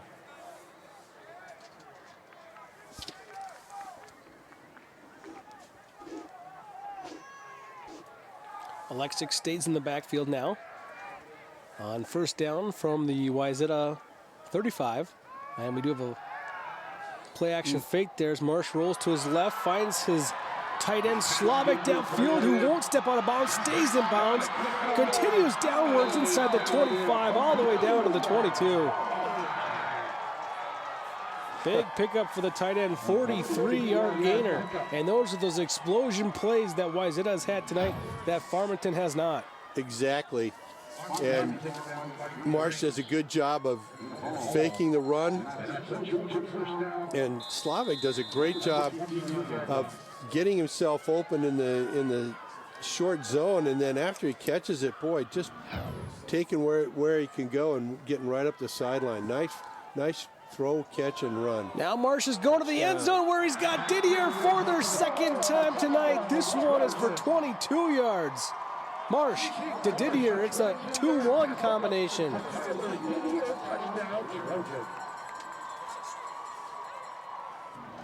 Well, again, another well-executed pass play. And watch Marsh, he looks to his right, then comes back to his left, and Didier basically all alone in the end zone. Another That's probably blown blown coverage on that one. That's too many eyes in the backfield. There you go. Yeah, you got to know where the receiver is. Newman on to make it 21-0, and it is, I don't know if it's blocked or mishandled or what happened there. I think it was blocked and make it a 20. And we see another look at the touchdown pass. Marsh looks right, sells it, and I think that even that little look right, that's just a matter of not running with the receiver. Yeah, and the defensive backs always want to know what the quarterback's doing and take a peek back in there. As soon as you take that peek in the backfield, you're beat. Well, it's just a clean block up the middle, a lot of penetration there. Yep. Farmington got back there and made a big play. Xander Hall, the guy that got beat for the touchdown, blocks the extra point. Gave up 6 but saved 1. There you go. 20-0 now. Wayzata leading on Farmington. We had some other scores to pass along from around the area. We had these are all kind of first half scores, halftime scores, and we had Eastridge up 45-0. They're the number 1 seed in this bracket, and they were up 45-0 over Coon Rapids. Prior Lake led Minnetonka 14-0, and Cretin-Derham Hall, who will play the winner of this game plays the winner of the Cretin-Derham Hall game. Cretin-Derham Hall was up 14-7 last time we heard. Other teams in our area, Hopkins trails right now 21-14 on an onside kick. Chance for Wayzata. They saw something that they liked. They wanted to take a chance, but able to get on that football before it got back to the Trojans was Hunter Siegler.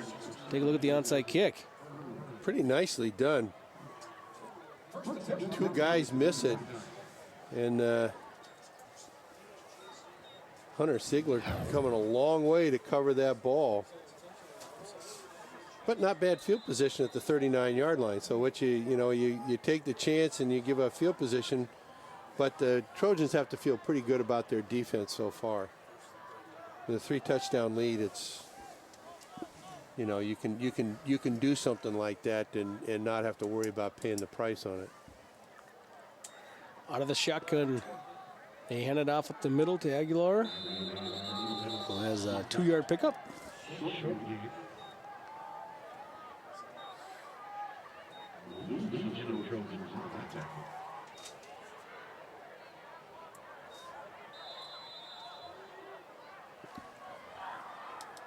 Second down and 8 now out of the shotgun. They fake the Aguilar, and the quarterback will keep it this time as he finds enough for a first down. Nice run by Henriksen. And Henriksen's an interesting study because he's had a pretty good football game here tonight. Doesn't have anything to show for it quite yet, but he's had a nice game.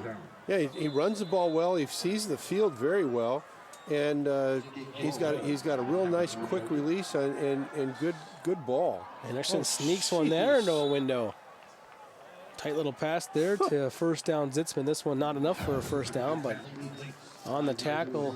Boy, look at the window he throws that through. He throws it right through the hands of 2 defenders and the receiver. Zitzman has enough composure to put the grabbers on it. That's really well executed. Justin Walk was on the coverage and the stop. And Aguilar will get the draw, handoff out of the shotgun. Enough for a first down, 3-yard pickup. First down.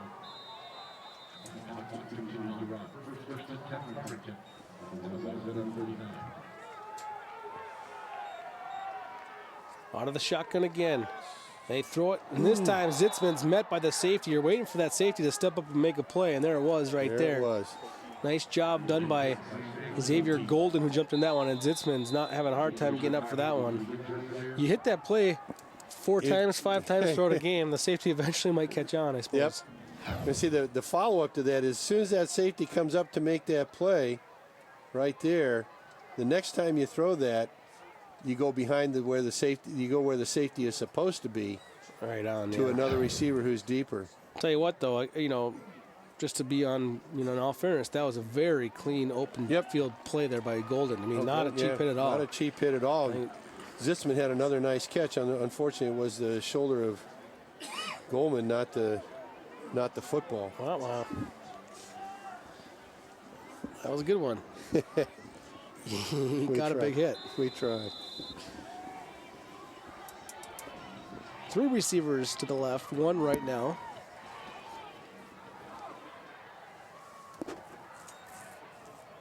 And the quarterback will keep it, finds some running room, gets away from a tackle, and then eventually gets stopped after a 4-yard gain by the second wave of Trojans in on the tackle. Boy, the one thing is that it's hard to get a long running play against the Wayzata defense because they pursue to the ball so well, and everybody pursues all the way to the end of the play. So even when it looks like it's going to break, there's pursuit bringing it down. 3rd down and 6 now for the Tigers.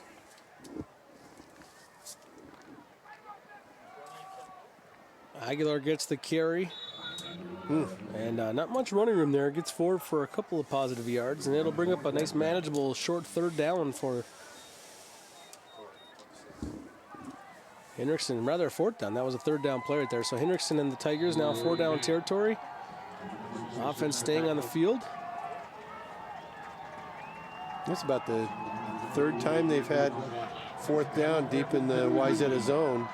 And so far, nothing to show for it. No first downs, no scores.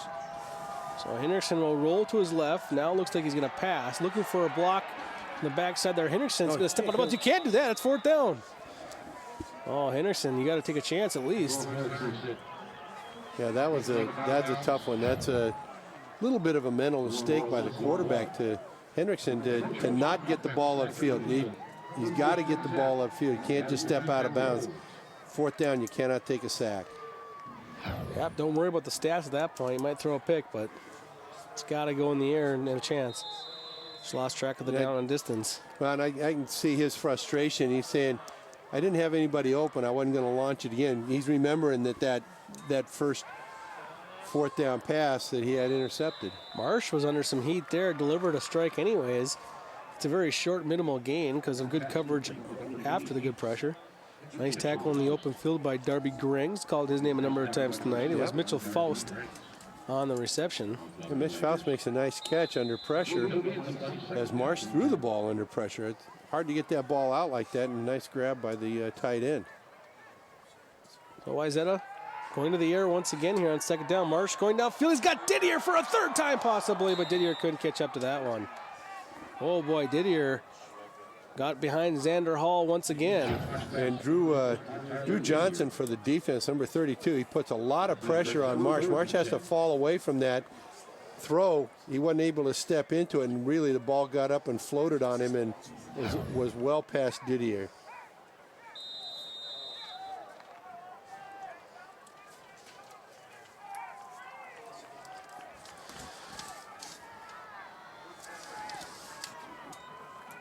Marsh, play action fake, back to pass, 3 plays in a row, and this time they connect. Boy, how about that? You got a 20-0 lead, you come out and you throw the ball 3 times. Yeah. Not worried about the clock at all, and they get the 1st down. Alex Jensen making a nice grab there. 15-yard gain there for the Trojans.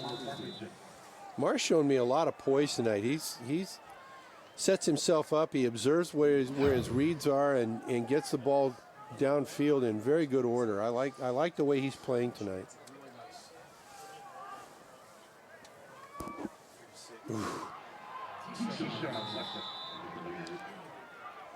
Lexick now gets the carry on the left side, and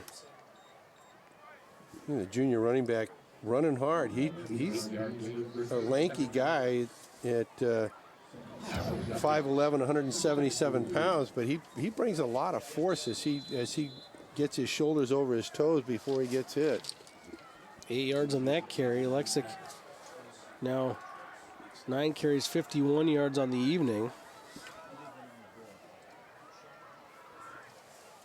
Trojans send a man in motion. They give it to Lexick up the right side and falls forward for a couple of yards, but that's all he needed for the 1st down, so it'll be a 1st down Wayzata.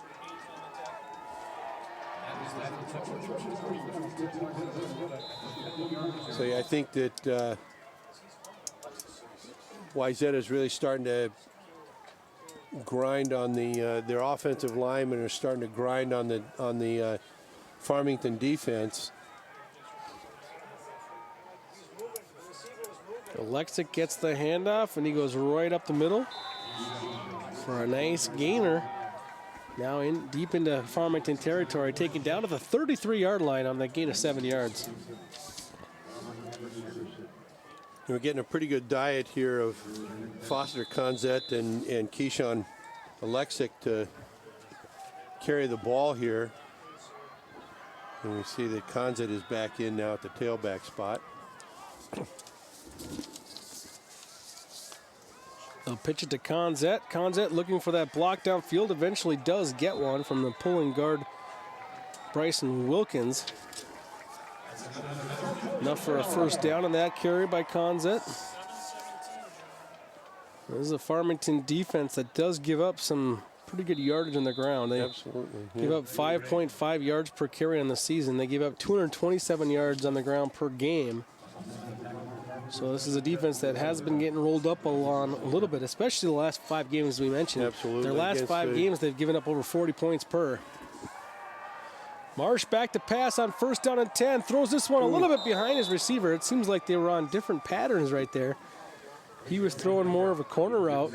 Looked like his receiver ran the post. But he tried to adjust. Galbraith makes a last-second adjustment to this football and nearly gets to it. Got a fingertip on it. Absolutely. And really pretty well played by Xander Hall that time. He's been victimized a couple of times, and he did a pretty nice job of trying to disrupt that. I don't know if he got a hand on it or not, but he certainly disrupted the vision of Galbraith. Fake handoff, Marsh back to pass, sets up the screen to Conzet. He's got some good blocking downfield. He's got a running room, but there is a flag on the play. So as good as that play looked, well, there's a yellow piece of laundry hanging out by the 34-yard line. And we could tell by Marsh's reaction to that the flag is going to be against Wayzata, probably a hold or an illegal block in the back would be my wager.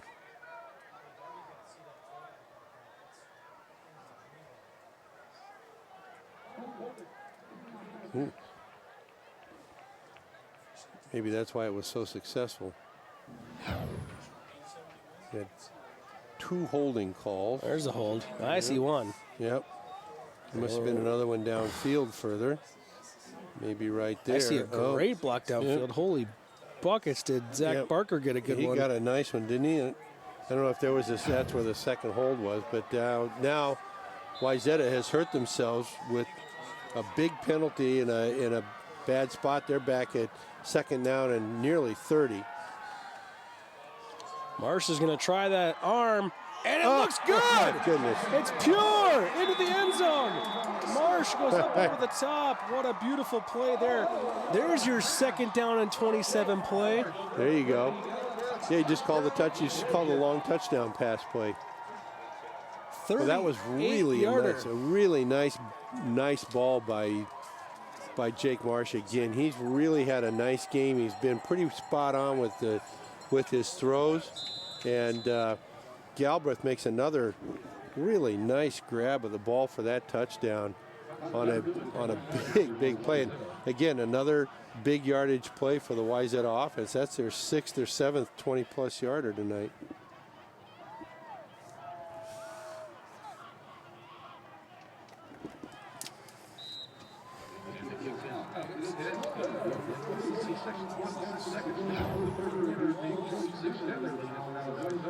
Take a look at Marsh.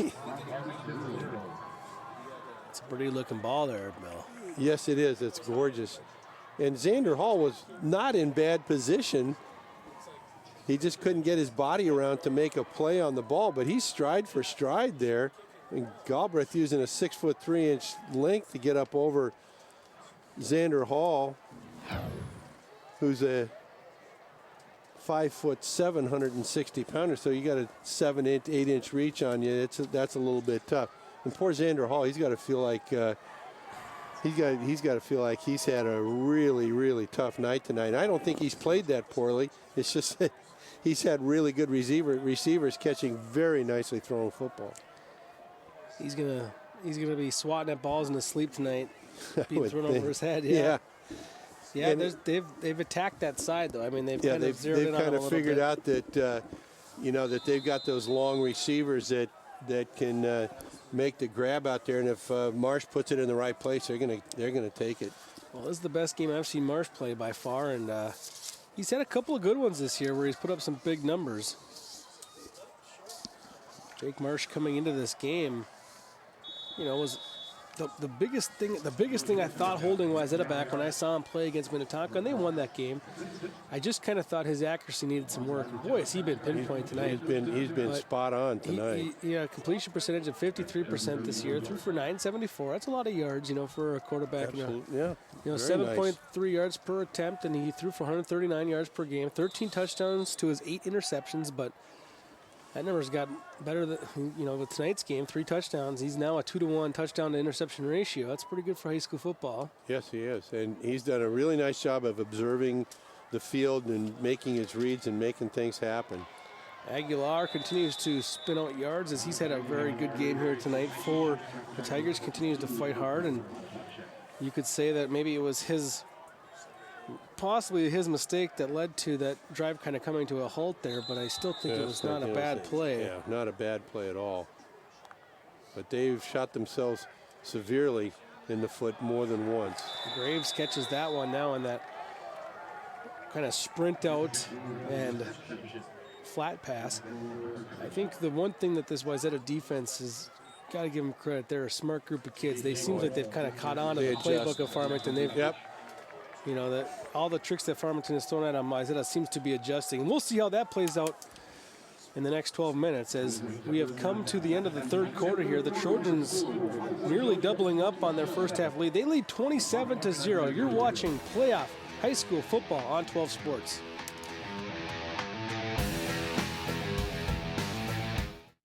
Sharing your passion starts with taking that first step.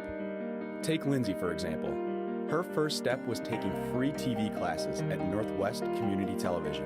Right away, she received professional training and now has the tools and skills necessary to produce her own show. She's turning dreams into realities right from her own home. And best of all, she's sharing her passion with members of her community and beyond. Share your passion. Visit nwct.org.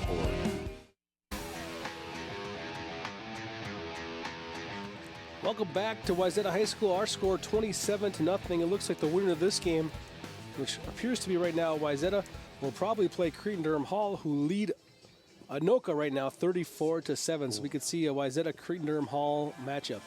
Give me a fun one. That would be an interesting game. Farmington setting up the screen on the left side on 3rd down and long. They set it up, decently set up, a better defense really. The defense reacts very quickly. James Sievert was the receiver there, and then the defense really closed in a hurry. Other games that are of note in our area here is Rosemount is up 21-14 on Hopkins. And it's your Armstrong Falcons right now leading Woodbury 36-21. That's an interesting game right there. Woodbury has had a pretty decent season and a couple of nice wins. There's your new rugby punter right there. Gavin Bassett was brand new at that, and he did it. And Wayzata's going to return it across midfield. Nice return there on that interesting punt. But it was Parker Havlicek who, probably gained Wayzata 20 yards right there by grabbing that football and bringing it upfield. Not only making the catch, but not making the fair catch. You think after the ball's been held that long, that he'd have to fair catch it. And there was pretty good coverage, but he made the catch between a couple of guys and sprinted right upfield before he was tackled and got the ball back in very good field position for Wayzata. Here come the Trojans right back on the attack as they fling it out to Cole Doherty, who's got a couple of touches tonight for Wayzata, getting into the mix. A pickup of 9 yards on that first down play. And certainly Wayzata, with a 4-touchdown lead, is not pulling their horns in and sitting on things. They're still spreading the ball around and giving Jake Marsh the opportunity to throw the football upfield. Marsh throws it again on 2nd down, and again it's Doherty. And again, Doherty has pretty good pickup as he gets 6 yards on this one. Wayzata continuing to move the chains. The good thing about completing passes like that is keeps the clock moving too. It's just like running the football, but you're passing it for first downs. Yeah, it's what they call just a 6-yard handoff.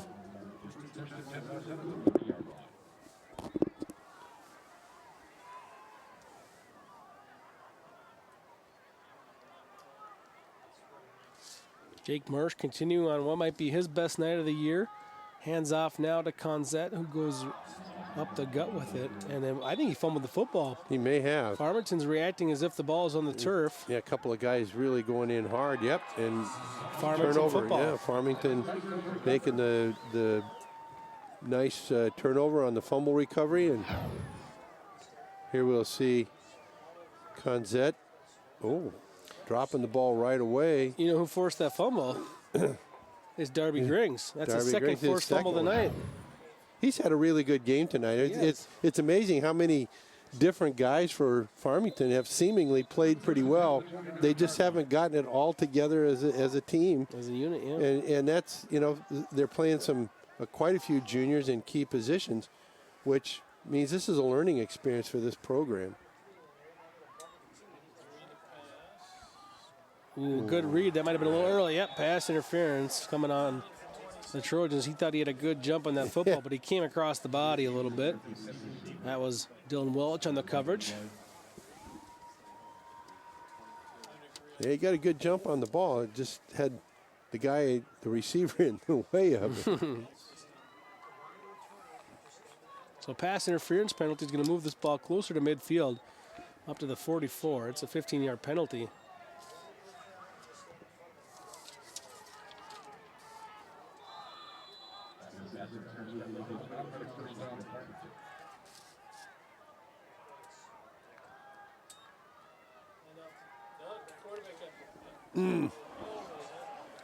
That's a lateral. Was that backward pass? Yes, it was. There was a lateral. So that's going to go out of bounds with about a 5-yard loss for Farmington. So that ball got away from Cole Hendrickson, and because it's a backwards pass, it's a lateral. That ball goes out of bounds. That's where it went out of bounds. So I thought it was a 5. It's closer to a 7-yard, 6-7-yard loss. 6-yard loss. We'll give him on that one. So Hendrickson back out of the gun here. 2 receivers left, 2 right. Aguilar, the lone back in the backfield. Hendrickson back to pass, looks left, throws right, and he threw it right to the cornerback of Wayzata, who would love to have a second chance at that. That was Samuel LaRose. And I think they're starting to sit on those hook patterns a little bit. Yes, You they might are. Be careful with that. We've got a injured Farmington Tiger offensive lineman. In the interior, I think it's Evan Holmstrom, perhaps. Take a look. He looks left, looks right, and didn't maybe look long enough. Boy, and LaRose really had that one timed. And again, that's why you tell the guy, well, that's why you're playing defensive backfield, because you can't catch the football. You'd be a wide receiver otherwise.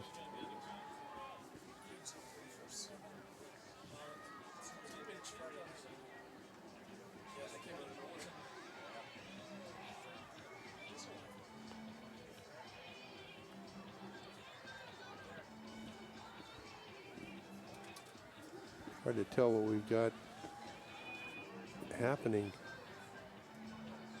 down here. Well, looking at his right knee. Yeah, it's never good when the trainers working on him start to look to the sidelines maybe for some additional help, and they might be looking for someone to help, carry some of his weight off the field. But you just hope they're never looking for that. For that cart, yeah. Cart, yep. They're going to get him up here. Holmstrom to his feet and looks to be putting actually a fair amount of weight on both sides of his he's able to body. Able to walk off under his own power, which is a good thing. So hopefully that was just a tweak and not a major injury of any type.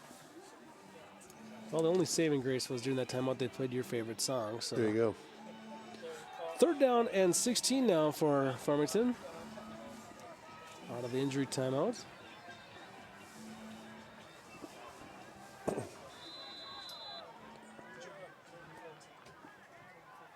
Two receivers left, one right. Hendrickson out of the gun. Little blitz picked up nicely. Throws it downfield, jump ball, and it's deflected. And that could have been a touchdown right there. Oh. Or it could have been a pick. It really had both both happen within moments there. Connor Schmidt got his hands on it. You know, and even after the tip, it had a chance of being a caught pass. Siegler almost got his mitts on it as well. And that one was unfortunate. That was really not a good ball by Henriksen that time. Looked a little bit like an Affleck there that got away from him.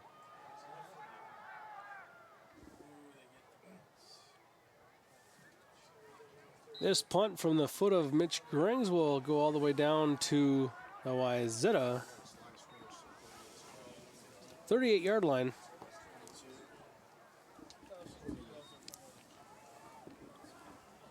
First down and 10 for the Trojan offense.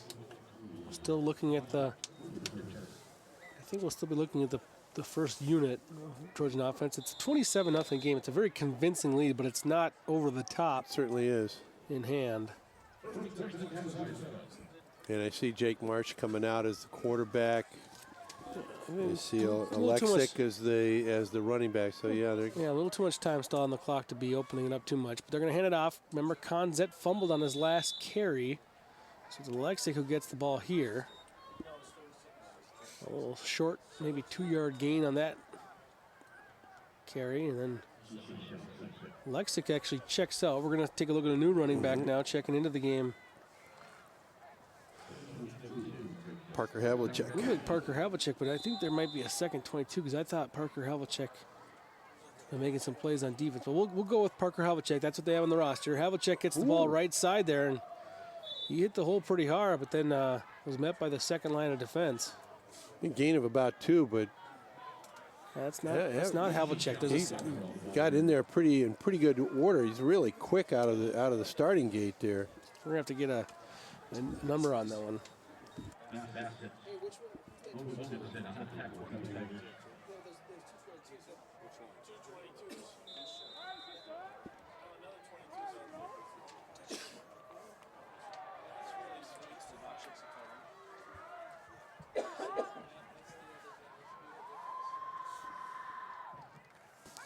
Marsh back to pass on third down, looking downfield. He's got Havlicek.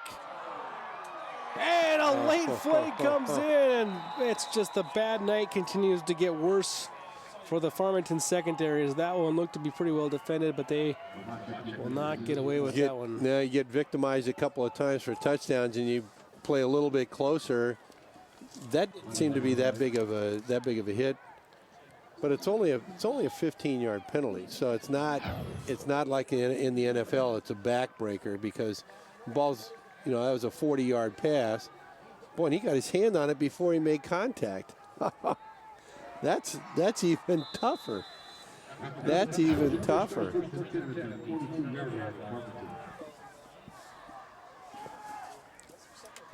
There you go. Well, looked to be a pretty good defensive play. Goes for a first down on the pass interference.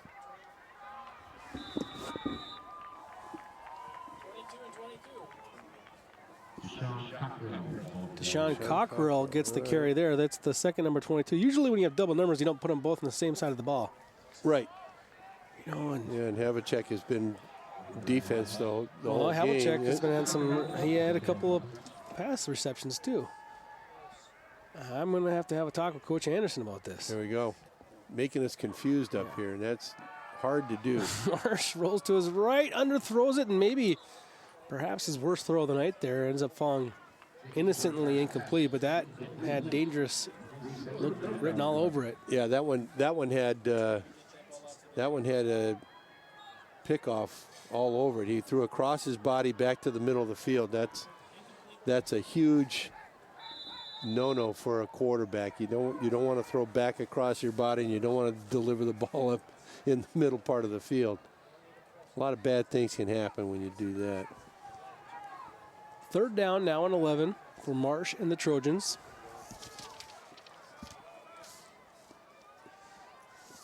Marsh back to pass. Setting up the screen. This time it was red. Conzet lets that one fall incomplete as he couldn't quite make the grab, but the defense was there. Reading that play was Tanner Sunt. Right. And number 16, Isaac Firm, stumbled, or he might have been able to pick that one off as the ball was slightly overthrown or tipped by the running back, Alexic.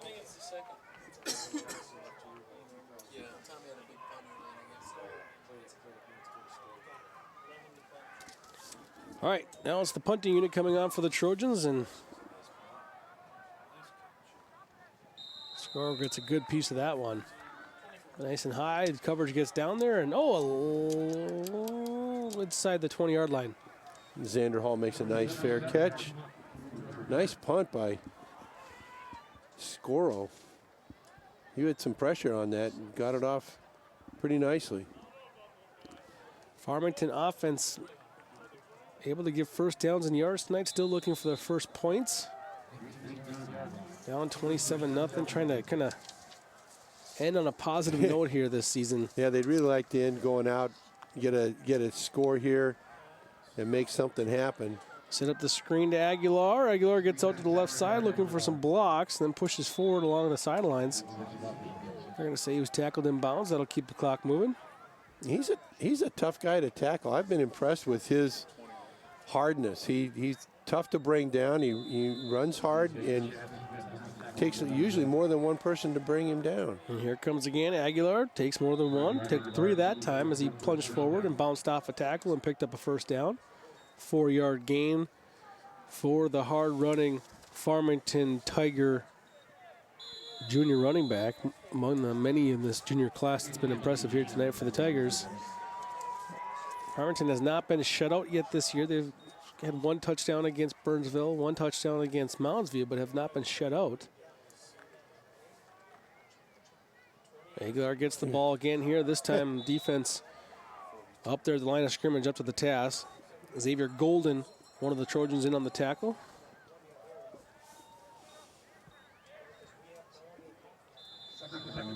Alex Griffith also in on the tackle. 2nd down and 8 now for the Tigers. They'll throw it to Aguilar out of the backfield. He makes 1 defender miss. Nice job getting away from the linebacker for Wayzata, who was out there in the flats to make that play, Joe Bodine. He's just short of the line to gain, so it'll be 3rd and about 1 for the Tigers. 3rd down and 1. Quarterback keeper. And he's got the first down as he spins around, trying to get out of that last tackle. 4-yard pickup for the versatile quarterback for the Tigers. You see Brian Aguilar is being replaced. Number 45, Jacob Sether. Well, Aguilar has not come out of the game much tonight. No, not at all. But he came up from that screen pass looking like he was holding his ribs. So Henriksen back to pass. Spins out of a tackle, rolling to his left. Gets away from another one. To the sideline he goes. Gets rid of it down the line of scrimmage, or down the sideline rather, and that was a good play by the quarterback. That was a very heads-up play to get rid of the ball, not take the sack, which we had seen him do earlier in the game when he kind of got forced into it. And he really does a nice job of using his feet to avoid the tackles. And I see somebody pointing at the offensive side here. Maybe there's a flag late on the play here. They wanted an offensive lineman downfield, an eligible receiver downfield, but and they actually they did get the call. It's the one problem with the scrambling quarterback is the offensive linemen have to they have to decide, was he going to run it or is he going to try to throw it downfield? Because if they throw it downfield, you got to stay put. But if he's running downfield, you want to get a block. Yeah, and if he's running and he throws it right at the last second, that really is tough. And the lineman can't worry about where he is. They've got to do their job. And something happens, something happens. Aguilar back into the game. Gets the fake, though. Henriksen rolls to his left. Gets away from 1 tackle, but the second one just too much. First one in there for Wayzata was not able to get him, but then the Trojans ended up kind of coming in there together as a group, and Patrick McGinty was one of them. Was it McGinty or Mateo Loken. Yep. Yeah, Mateo Loken. Double number got me again. So 3rd down and long now.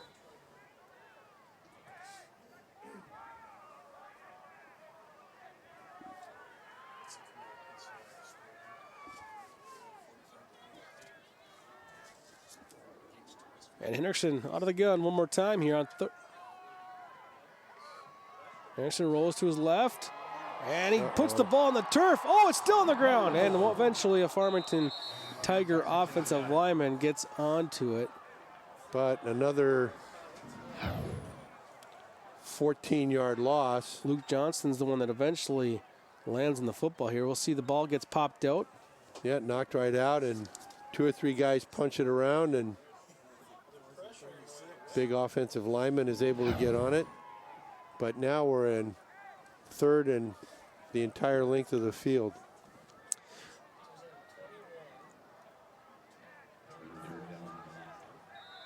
We've had a few too many of these tonight for it to be called a good, clean football game for Farmington. And they're going to throw a little screen onto the left side. And there's no such thing as a good 40-yard play. So that'll bring up 4th down. Punting unit coming on for Farmington now.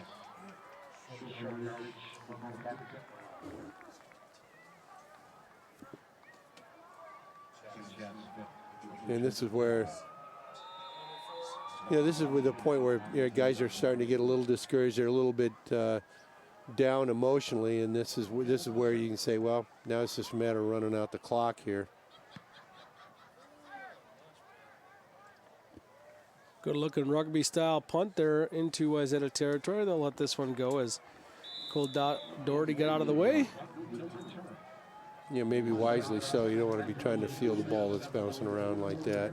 And now we will see a second unit of Wayzata Trojans coming in for the offense.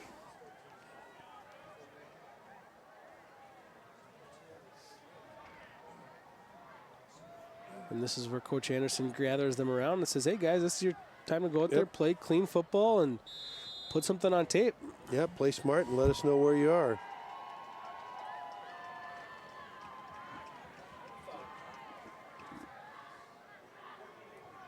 Connor Moen gets under center at quarterback.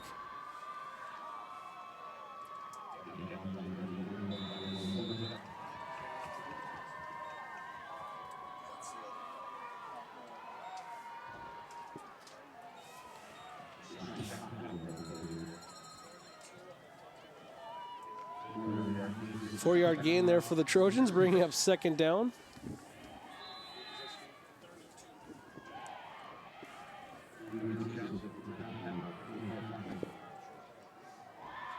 And on 2nd down and 5, the ball will go right back up the middle. Big hit there in the linebacker level. A nice hit by Bassett, Kevin Bassett. He's had a good game tonight. He's been around the ball. Of course, you can probably say that about a lot of the Farmington guys because they've been on the field a lot. Yad Kadora on the carry there for the Trojans. Yeah, sometimes when you have 15 tackles in the game, it doesn't necessarily mean that things went well for your team, right? Well, you might have had a great game, made a lot of tackles, but yeah, if you're on the field that much, it usually is not a good sign. 3rd down and 2 now. A little counter play to the left side here. Kadora's got some running room, and he gets tripped up right before the line to gain, and he actually, I think, fell forward for that 1st down.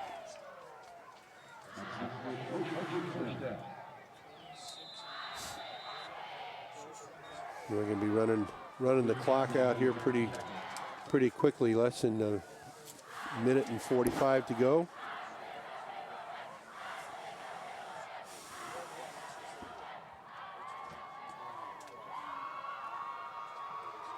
Uh-oh, big carry. Wayzata gets a plunge forward up the middle and nearly a touchdown, but instead a touchdown-saving tackle. Xander Hall making a nice run from his secondary position to make the tackle here. He said, you guys threw the ball over me. I'm not going to let you run by me for another touchdown.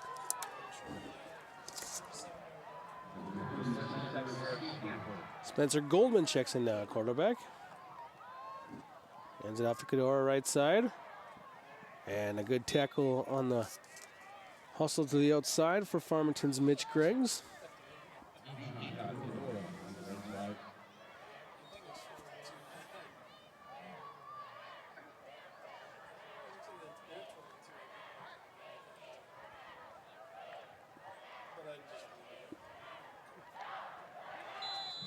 We got 2 15s on the field at one time. Is that even legal?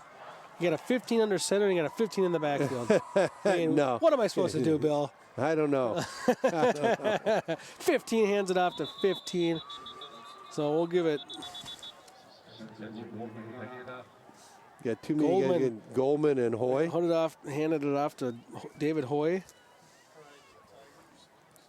We're going to have to start making Wayzata use decimals. Yep. Number 3.2. Yeah, of course you could have 15, put a decimal in and be 1.5. There you go.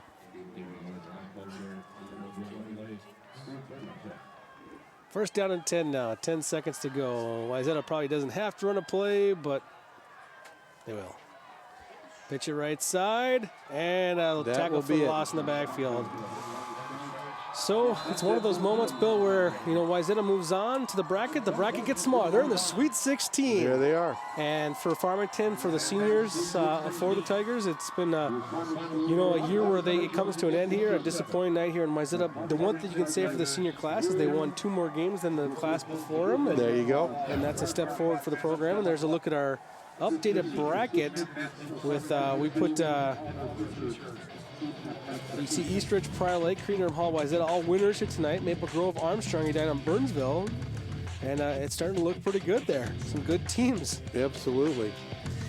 Maple Grove and Armstrong will be the game that we anticipate to do later on in the week. That'll be probably next Friday night. And then, for your football fans out there, we also have some great teams in other classes, too. We're expecting to do the Park Center Robbinsdale Cooper game. That'll be a good game. That'll be Tuesday night. A little rematch action of that one. And that could be a real interesting matchup. A lot of speed in that game. A lot of speed and bad blood. And bad blood. You got the guys that have grown up with each other, inter-district rivalry and all that kind of stuff. So good stuff happening all throughout playoff season. Of course, soccer playoffs are underway and volleyball starts next week as well. So 12 Sports, you're home for great playoff action for the rest of this fall. The Wayzata Trojans move on with a victory tonight, and they get the shutout. We'll get reaction from some of those Trojans in just a moment. You're watching playoff football here on 12 Sports.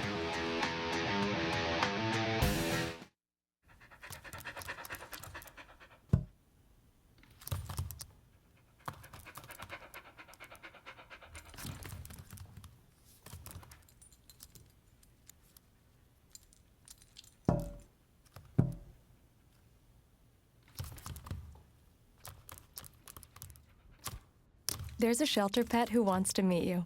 Meet one today. Visit theshelterpetproject.org. Adopt.